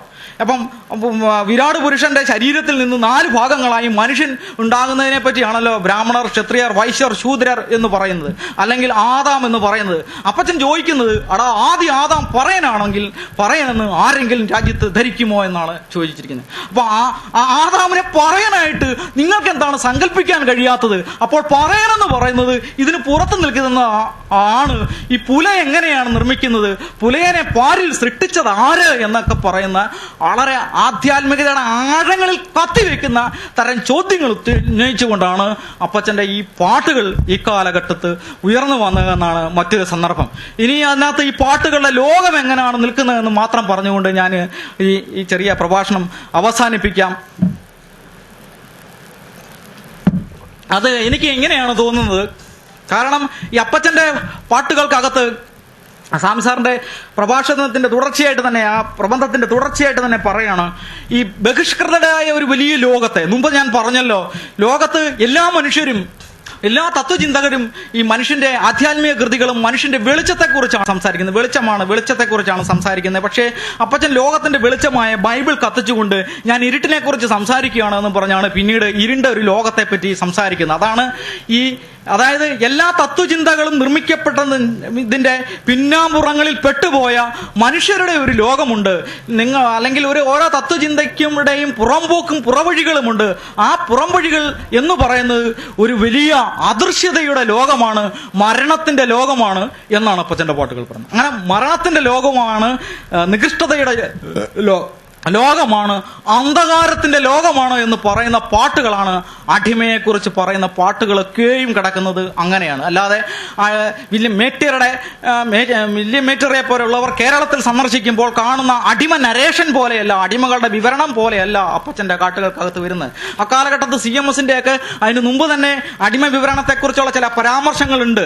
അപ്പൊ അടിമയുണ്ടായി, അടിമ അനുഭവങ്ങൾ കഴിഞ്ഞിട്ട് യൂറോപ്യന്മാർ വന്ന് ഞങ്ങളെ രക്ഷിച്ചല്ലോ എന്ന് പറയുന്ന അക്കാലഘട്ടത്തെ സവർണ താല്പര്യത്തിന്റെ അല്ലെങ്കിൽ അക്കാലഘട്ടത്തെ കൊളോണിയൽ താല്പര്യത്തിന്റെ പാട്ടുകളെ അട്ടിമറിച്ചുകൊണ്ടാണ് അപ്പച്ചൻ അടിമയെ തന്നെ പുനർനിർമ്മിച്ചുകൊണ്ടും അതിന് സൈദ്ധാന്തികവും ആധ്യാത്മികവുമായ മറ്റൊരു ലോകമുണ്ട് എന്നും സ്ഥാപിച്ചുകൊണ്ട് പാട്ടുകൾ ഉണ്ട്. അങ്ങനത്തെയുള്ള പാട്ടുകളാണ് അടിമയുമായി ബന്ധപ്പെട്ട പാട്ടുകൾ. ഞാൻ ആ പാട്ടിലെ 1-2 ഞാൻ സൂചിപ്പിക്കാം. അത് ഇങ്ങനെയാണ് കിടക്കുന്നത്. നമുക്ക് ലോകത്ത് കാണുന്ന എല്ലാ സുന്ദരമായ വസ്തുക്കളുമുണ്ട്. നമ്മൾ കാറ്റിനെ പറ്റിയും മഴയെ പറ്റിയും ഒക്കെ സംസാരിക്കാത്തവർ എവിടെയെങ്കിലും നിങ്ങൾ കേട്ടിട്ടുണ്ടോ? കാറ്റ്, മഴ, മഞ്ഞ് ഒക്കെ പറയുന്നത് മനുഷ്യന്റെ വലിയ സാഹിത്യ ലോകത്തെ വലിയ ആനന്ദങ്ങളും സംഭാഷണങ്ങളുമാണ്, അല്ലെ? വനങ്ങൾ, കാടുകൾ, പൂക്കൾ, പുഴകൾ, നദികൾ, സമുദ്രങ്ങളൊക്കെ എത്രയോ സുന്ദരമായിട്ടാണ് മനുഷ്യനും അവന്റെ ലിറ്ററേച്ചറിലും നമ്മൾ കാണുന്നത്. എന്നാൽ അപ്പച്ചന്റെ പാട്ടുകൾക്കകത്ത് അങ്ങനല്ലത് കിടക്കുന്നത്. കാടിനെ പറ്റി ഈ മലരണിക്കാടുകൾ തിങ്ങി വിങ്ങും എന്ന് പറയുന്ന പോലെ കാട്ടാളന്റെ കുറത്തിയിലോ കാട്ടാളനിലോ ഒക്കെ കിടക്കുന്ന പോലത്തുള്ള കാടുകളല്ല, അല്ലെങ്കിൽ ലിറ്ററേച്ചറിനകത്ത് സുന്ദരമായ ഭൂപ്രദേശം എന്ന രീതിയിൽ വരുന്നത് പോലല്ല അപ്പച്ചന്റെ പാട്ടുകൾക്കകത്ത് കാട് വരുന്നത്. കാട് വലിയ അന്ധകാരത്തിന്റെയും അടിമത്തത്തിന്റെയും അഗാധമായ ചിഹ്നം എന്ന നിലയിലാണ്, അഗാധവും അടിമത്തത്തിന്റെയും നിർജീവതയുടെയും ഒരു വലിയ ഭൂപ്രദേശമായി ലോകത്തെ വ്യാഖ്യാനിക്കുന്ന തരത്തിലാണ് കാട് അപ്പച്ചന്റെ പാട്ടുകൾക്കകത്തെല്ലാം കടന്നു വരുന്നത്. അങ്ങനെ കാട്ടിലേക്ക് ഓടിയ കൂട്ടർന്നൊക്കെ അതാണ് വിശേഷിപ്പിക്കുന്നത്. കാട്ടാന, കരടി, സിംഹം, പുലിയുണ്ടി, വനം തന്നിൽ മൂത്തകുട്ടി, കൺമണിയെ എന്നൊക്കെ പറയുന്ന പാട്ടുകളുണ്ട്. അപ്പം അങ്ങനെ ഘോര വനത്തിൽ ദുഷ്ടമൃഗ അലർച്ച കേട്ട് വട്ടമിന്നിയുന്ന അനേകം മനുഷ്യരെ പറ്റി കാടിലേക്ക് കടന്നു വരുന്നുണ്ട്.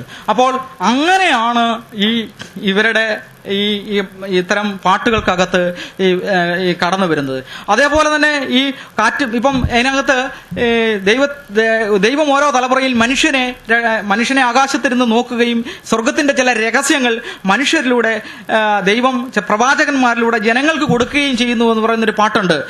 അപ്പൊ ആ പാട്ടിനകത്ത് അങ്ങനെ ഓരോ ജനവിഭാഗങ്ങൾക്കും കിട്ടുന്ന സൗഭാഗ്യങ്ങൾ, സംസർഗങ്ങൾ, സന്തോഷങ്ങൾ ഒക്കെ കാണുമ്പോൾ ദൂരെയകന്ന പുറം ജാതിയാം എന്നുള്ളം നീറിടുന്നു എന്ന് അപ്പച്ചൻ പറയുമ്പോൾ അതിനപ്പച്ചൻ ചേർത്ത് വെക്കുന്ന പദാവലികൾ തന്നെ കാറ്റും മഴയും മഞ്ഞും വെയിലുമേറ്റൊട്ടേറെ തലമുറ കടന്നുപോയി എന്നാ പറഞ്ഞത്. കാറ്റും മഴയും മഞ്ഞും വെയിലുമൊക്കെ വലിയ കാൽപ്പനികതയുടെ ഓർമ്മകളായി വരുമ്പോൾ അപ്പച്ചന്റെ പാട്ടുകളിൽ അത് ബഹിഷ്കരണത്തിന്റെയും തീക്ഷ്ണാനുഭവങ്ങളായിട്ട് അത്തരം പാട്ടുകൾക്കകത്ത് അത്തരം ബിംബകൽപ്പനകൾ കടന്നു വരുന്നു എന്നുള്ളത് മറ്റൊരു കാര്യമാണ്.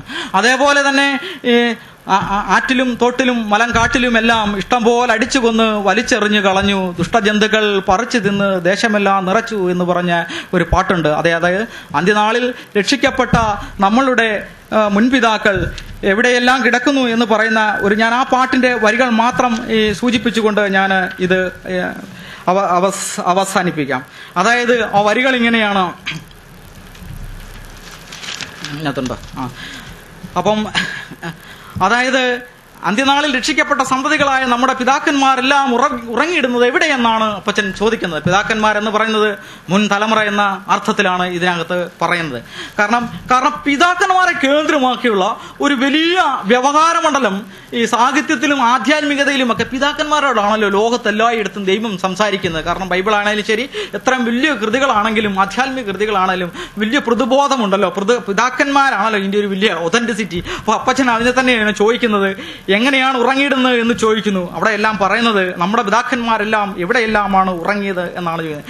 മേട്ടിലും മലങ്കാട്ടിലും പല ആറ്റിലും തോട്ടിലുമെല്ലാം ഇഷ്ടംപോലെ അടിച്ചു കൊന്ന് വലിച്ചെറിഞ്ഞു കളഞ്ഞു, ദുഷ്ടജന്തുക്കൾ പറിച്ചു തിന്നവ ദേശമെല്ലാം നിറച്ചു, ആസ്തികൾ പല ദിക്കിലും തോട്ടിലും വേറെയും, ഒട്ടനേകരെ പൊട്ടക്കിണറ്റിൽ ഇട്ടുമൂടി അതും നികത്തി, തോട്ടിലും ചിറക്കെട്ടിലും ഇട്ടുമൂടി ജീവനോടെ, ഒട്ടനേകരിൻ ദേഹമെല്ലാം മത്സ്യത്തിനുദരത്തിലായി, അസ്ഥികൾ 5 നാഴിക സമുദ്രത്തിനുള്ളിലായി, അന്ത്യനാള് ഇങ്ങനെയാണ് ഈ പറയുന്നത്. അതായത് അപ്പച്ചൻ നോക്കുമ്പോൾ ഈ ഭൂമിയിലെ എല്ലാ പ്രദേശത്തും, അല്ലാതെ തിരുവിതാംകൂറിലോ കോട്ടയത്തിന് ചുറ്റുമോ എന്ന അർത്ഥത്തിലല്ല അതിൽ വരുന്നത്, എല്ലാ മേട്ടിലും എല്ലാ സുന്ദരമായ വനങ്ങളിലും എല്ലാ മലങ്കാട്ടുകളിലും എല്ലാ ആറുകളിലും എല്ലാ പുഴകളിലും ഞാൻ കാണുന്നത് അജ്ഞാത ജഡങ്ങൾ കൊണ്ട് ഈ ഭൂമി നിറഞ്ഞിരിക്കുന്നു എന്നാ പറയുന്നത്. കാരണം തത്വചിന്തയുടെ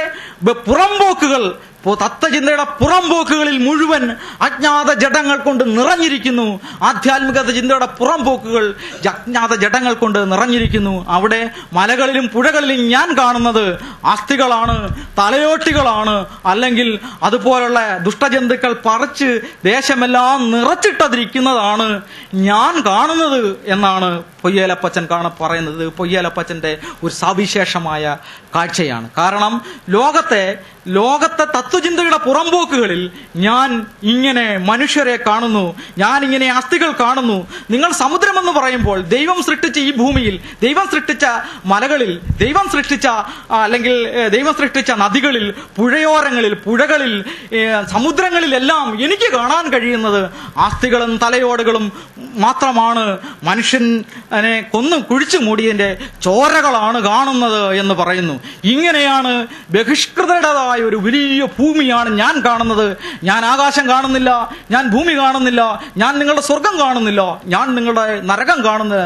എനിക്ക് ഭൂമിയിൽ കാണാൻ കഴിയുന്നത് വസന്തങ്ങളല്ല, അല്ലെങ്കിൽ മീനുകളല്ല. മീനുകളൊക്കെ കവിതകളിലൊക്കെ സുന്ദരമായിട്ട് വരുന്നതാണ്. പക്ഷേ ദലിതുകളുടെ അല്ലെങ്കിൽ ബഹിഷ്കൃതരുടെ ആസ്തികൾ, മത്സ്യത്തിന്റെ ഉദരത്തിൽ പോയ മത്സ്യങ്ങളെയാണ് എനിക്ക് കാണാൻ കഴിയുന്നത് എന്ന് പറഞ്ഞുകൊണ്ട് കേരളത്തിലെ കാഴ്ചകളെ ഒരു വലിയ കീഴാള കാഴ്ച ഉണ്ടാക്കിക്കൊണ്ട് കാഴ്ചകളെ അട്ടിമറിച്ചുകൊണ്ടാണ് അപ്പച്ചന്റെ പാട്ടുകൾ കടന്നു വരികയും വേറൊരു ബഹിഷ്കൃത ലോകത്തെ അനാവരണം ചെയ്യുകയും ചെയ്യുന്നത്. ഈ അനാവരണം ചെയ്തിരിക്കുന്ന ഈ ലോകത്തിന്റെ സൂചകങ്ങൾ തന്നെ ഉപയോഗിച്ചുകൊണ്ടാണ് അപ്പച്ചൻ അതിനെ സ്വാതന്ത്ര്യത്തിന്റെ സൂചകങ്ങളാക്കി മാറ്റിയെടുക്കുകയും ചെയ്യുന്നത്. തലവെട്ടിയ കോഴികളെ തന്നെ, അല്ലെങ്കിൽ ഈ പാരമ്പര്യത്തിന് വേണ്ടി ഉപയോഗിക്കുന്ന കോഴി എന്നൊക്കെ പറയുന്നത് കീഴാള ജീവിതത്തിലെ ഏറ്റവും അനിവാര്യമായ ഒരു ഘടകമായിരുന്നു അക്കാലഘട്ടത്തിൽ. അതായത്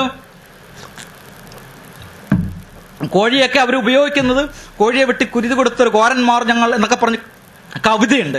അപ്പൊ അത്തരം കോഴികളിൽ നിന്നൊക്കെ മാറ്റിയിട്ട് അപ്പച്ചൻ തെക്കോളം നീളം വടക്കോളം നീളുന്ന കോഴികളാക്കി, കോഴികൾ എന്ന രീതികളിൽ തന്നെ ബിംബങ്ങൾ അതിനകത്ത് തന്നെ നിർമ്മിച്ചെടുക്കുന്ന ഒരു പ്രക്രിയകൾ കാണാറുണ്ട്. ഇപ്പൊ ഉദാഹരണത്തിന് അതേപോലെ തന്നെയാണ് പുല എന്ന് പറയുന്നതിന് ഏറ്റവും നികൃഷ്ടമായതിനെ ഒക്കെ അപ്പച്ചൻ അതിനെ, ആ പുലയെ തന്നെ തീരാത്ത പുല എന്ന രീതിയിൽ വ്യാഖ്യാനിച്ചുകൊണ്ട് ആഴവും വ്യാപ്തിയും നിർമ്മിച്ചുകൊണ്ട് ഡിസ്ക്രിമിനേഷന്റെ സൂചകങ്ങളായി ഈ പാട്ടുകളിൽ മാറുന്നുണ്ട്. ഇങ്ങനെ ഈ അനാഥത്വത്തിന്റെ അടിമത്തത്തിന്റെ ഇത്തരം ശരീരങ്ങൾ ചിതറിക്കിടക്കുന്നതായിട്ടാണ് ഈ പാട്ടുകൾ നിൽക്കുന്നത്. ഈ പാട്ടുകൾക്കകത്ത് നിന്നുകൊണ്ടാണ് പൊയ്യേലപ്പച്ചൻ എന്ന് പറയുന്ന ഒരു ശരീരത്തെ തന്റെ ശിഷ്യന്മാരും അനുയായികളും സ്വീകരിച്ചെടുത്തത് എന്നാണ് നമുക്ക് മനസ്സിലാക്കാൻ കഴിയുന്നത്. അതുകൊണ്ടാണ് ഇത്തരം മരിച്ചുപോയവരുടെ ശരീരങ്ങൾ, ഇത്തരം അപ്പച്ചന്റെ പാട്ടുകൾക്കകത്ത് വരുന്ന ഒത്തിരി സാധനങ്ങളുണ്ട്. ഞാൻ പെട്ടെന്ന് അതിന്റെ പേരുകൾ പറഞ്ഞു പോകാം. കട്ടുറുമ്പ് കടന്നു വരുന്നുണ്ട്, കട്ടുറുമ്പ് വരുന്നുണ്ട്, പൊട്ടക്കിണർ വരുന്നുണ്ട്, താഴ് വരുന്നുണ്ട്, തുടല് വരുന്നുണ്ട്, മഴ വരുന്നുണ്ട്, കാറ്റ് വരുന്നുണ്ട്. ഇങ്ങനെ കട്ടുറുമ്പ്, ശവങ്ങള്, തലയോടുകള്, അസ്ഥികള്, അങ്ങനെയുള്ള വളരെ നെഗറ്റീവായത് മനുഷ്യന് ഇഷ്ടപ്പെടാത്തതുമായ സൂചകങ്ങൾ കൊണ്ടാണ് ബഹിഷ്കൃതരമായ ഈ അടിമത്തത്തിന്റെ ലോകത്തെ, അടിമത്തത്തിന്റെ ആഴത്തെ സൈദ്ധാന്തികമായി വ്യാഖ്യാനിക്കുന്ന അടിമ വിഷയം വരുമ്പോൾ സപ്പോർട്ട് എലമെന്റ് ആയിട്ട് ഈ പാട്ടുകൾ വെച്ചുകൊണ്ടാണ് അതിന്റെ ഒരു വ്യാഖ്യാന ലോകം PRDS അപ്പച്ചൻ നിർവചിച്ച് എടുക്കുന്നത്. അതുകൊണ്ട് തന്നെ ആ പാട്ടിനകത്തെ സൂചകങ്ങൾ വെച്ചുകൊണ്ട് തന്നെ അപ്പച്ചനെ തന്നെ റീനറേറ്റ് ചെയ്തെടുക്കുവാനും അപ്പച്ചൻ എന്ന് പറയുന്ന ഒരു ദൈവാനുഭവമായി വായിച്ചെടുക്കാനും തന്റെ ശിഷ്യന്മാർക്ക് കഴിയുന്നുണ്ട്. അതുകൊണ്ട് അപ്പച്ചനെ തന്നെ അവർ നിർമ്മിക്കുന്നത്, വായിച്ചെടുക്കുന്നതും രൂപകമാക്കി മാറ്റുന്നതും അടിമ സഹിച്ചതും കരിഞ്ഞ ശരീരവും കഴുത്തിൽ മുഖം വെച്ച തഴമ്പുളുകൾ ഉള്ളവനാണ് പൊയ്യേലപ്പച്ചൻ. അല്ലെങ്കിൽ ഞങ്ങൾക്ക് കിട്ടിയ ദൈവപരമായ അനുഭവം എന്ന് പറയുന്നത്, ദൈവം എന്ന് പറയുന്നത് തന്നെ ഇങ്ങനെയാണ് എന്ന് തലതിരിച്ചിടുകയാണ്. കാരണം ഭൂമി സൃഷ്ടിച്ചതും ആകാശം സൃഷ്ടിച്ചതുമായ ദൈവബോധ്യങ്ങളെ നവോത്ഥാനത്തിന്റെ നെറുകയിൽ വെച്ച് അപ്പച്ചൻ സംവാദാത്മകമായി മറികടന്നുകൊണ്ട് ഉന്നയിക്കുന്നത് ദൈവത്തെ തന്നെയുള്ള കാഴ്ചപ്പാടുകൾ കീഴാളപക്ഷത്ത് നിന്ന് പുനരാവിഷ്കരിക്കുകയാണ്. കാരണം ഒരു സംഭവം പറഞ്ഞുകൊണ്ട് അതുകൊണ്ടാണ് അപ്പച്ചനെ എങ്ങനെയാണ് അവർ മനസ്സിലാക്കിയെന്ന് അതിന്റെ വിവരങ്ങൾ ഒരു സംഭവം പറയാം. അപ്പച്ചന്റെ ഏറ്റവും വളരെ പ്രധാനപ്പെട്ട യോഗമായിരുന്നല്ലോ കുളത്തൂർ കുന്നിലെ യോഗം 1909 നടത്തിയെന്ന് സാമിച്ചാൻ സൂചിപ്പിച്ചു കഴിഞ്ഞു. ആ സംഭവത്തിൽ വെച്ച് അപ്പച്ചനെ എങ്ങനെയാണ് ആ ജനത പാട്ടിലൂടെയും പാട്ടായി രൂപപ്പെടുകയും അപ്പച്ചനെ ദൈവമായി പ്രഖ്യാപിക്കപ്പെടുകയും ചെയ്ത് എന്ന് പറഞ്ഞുകൊണ്ട് ഞാൻ അവസാനിപ്പിക്കാം. അത് ഇത്രയുമാണ്. കുളത്തൂരിലെ യോഗത്തിന്റെ ഈ 45 ദിവസം യോഗത്തിന്റെ അവസാന മൂർധന്യ ഘട്ടത്തിൽ വെച്ച് അപ്പച്ചൻ ചോദിക്കുന്ന ഒരു ചോദ്യമുണ്ട്. ആ മനുഷ്യരോട് ചോദിക്കുന്നത്, അപ്പം അത് വാഴപ്പോളയും വെട്ടിച്ചവറും ഒക്കെ ഇട്ട് ദീർഘനേരം യോഗം നടത്തുന്നതായതുകൊണ്ട് വാഴപ്പോളയും വെട്ടിച്ചവറും ഒക്കെ ഇട്ട് അതിന്റെ മുകളിൽ കയറി നിന്നാണ് അപ്പച്ചൻ ഇങ്ങനെ സംസാരിക്കുന്നത്. അപ്പോൾ അപ്പച്ചൻ ചോദിക്കുന്നത്, നിങ്ങൾ ദൈവത്തെ കണ്ടിട്ടുണ്ടോ എന്ന് ആ മനുഷ്യരോട് ചോദിക്കുന്നുണ്ട്. അപ്പം അവര് പറയുന്നത് ഞങ്ങൾ കണ്ടിട്ടില്ല എന്ന് പറയുന്നുണ്ട്. അപ്പൊ അപ്പച്ചൻ പറയുന്നത്, നിങ്ങൾ ആകാശത്തേക്ക് നോക്കൂ എന്ന് പറയുന്നുണ്ട്.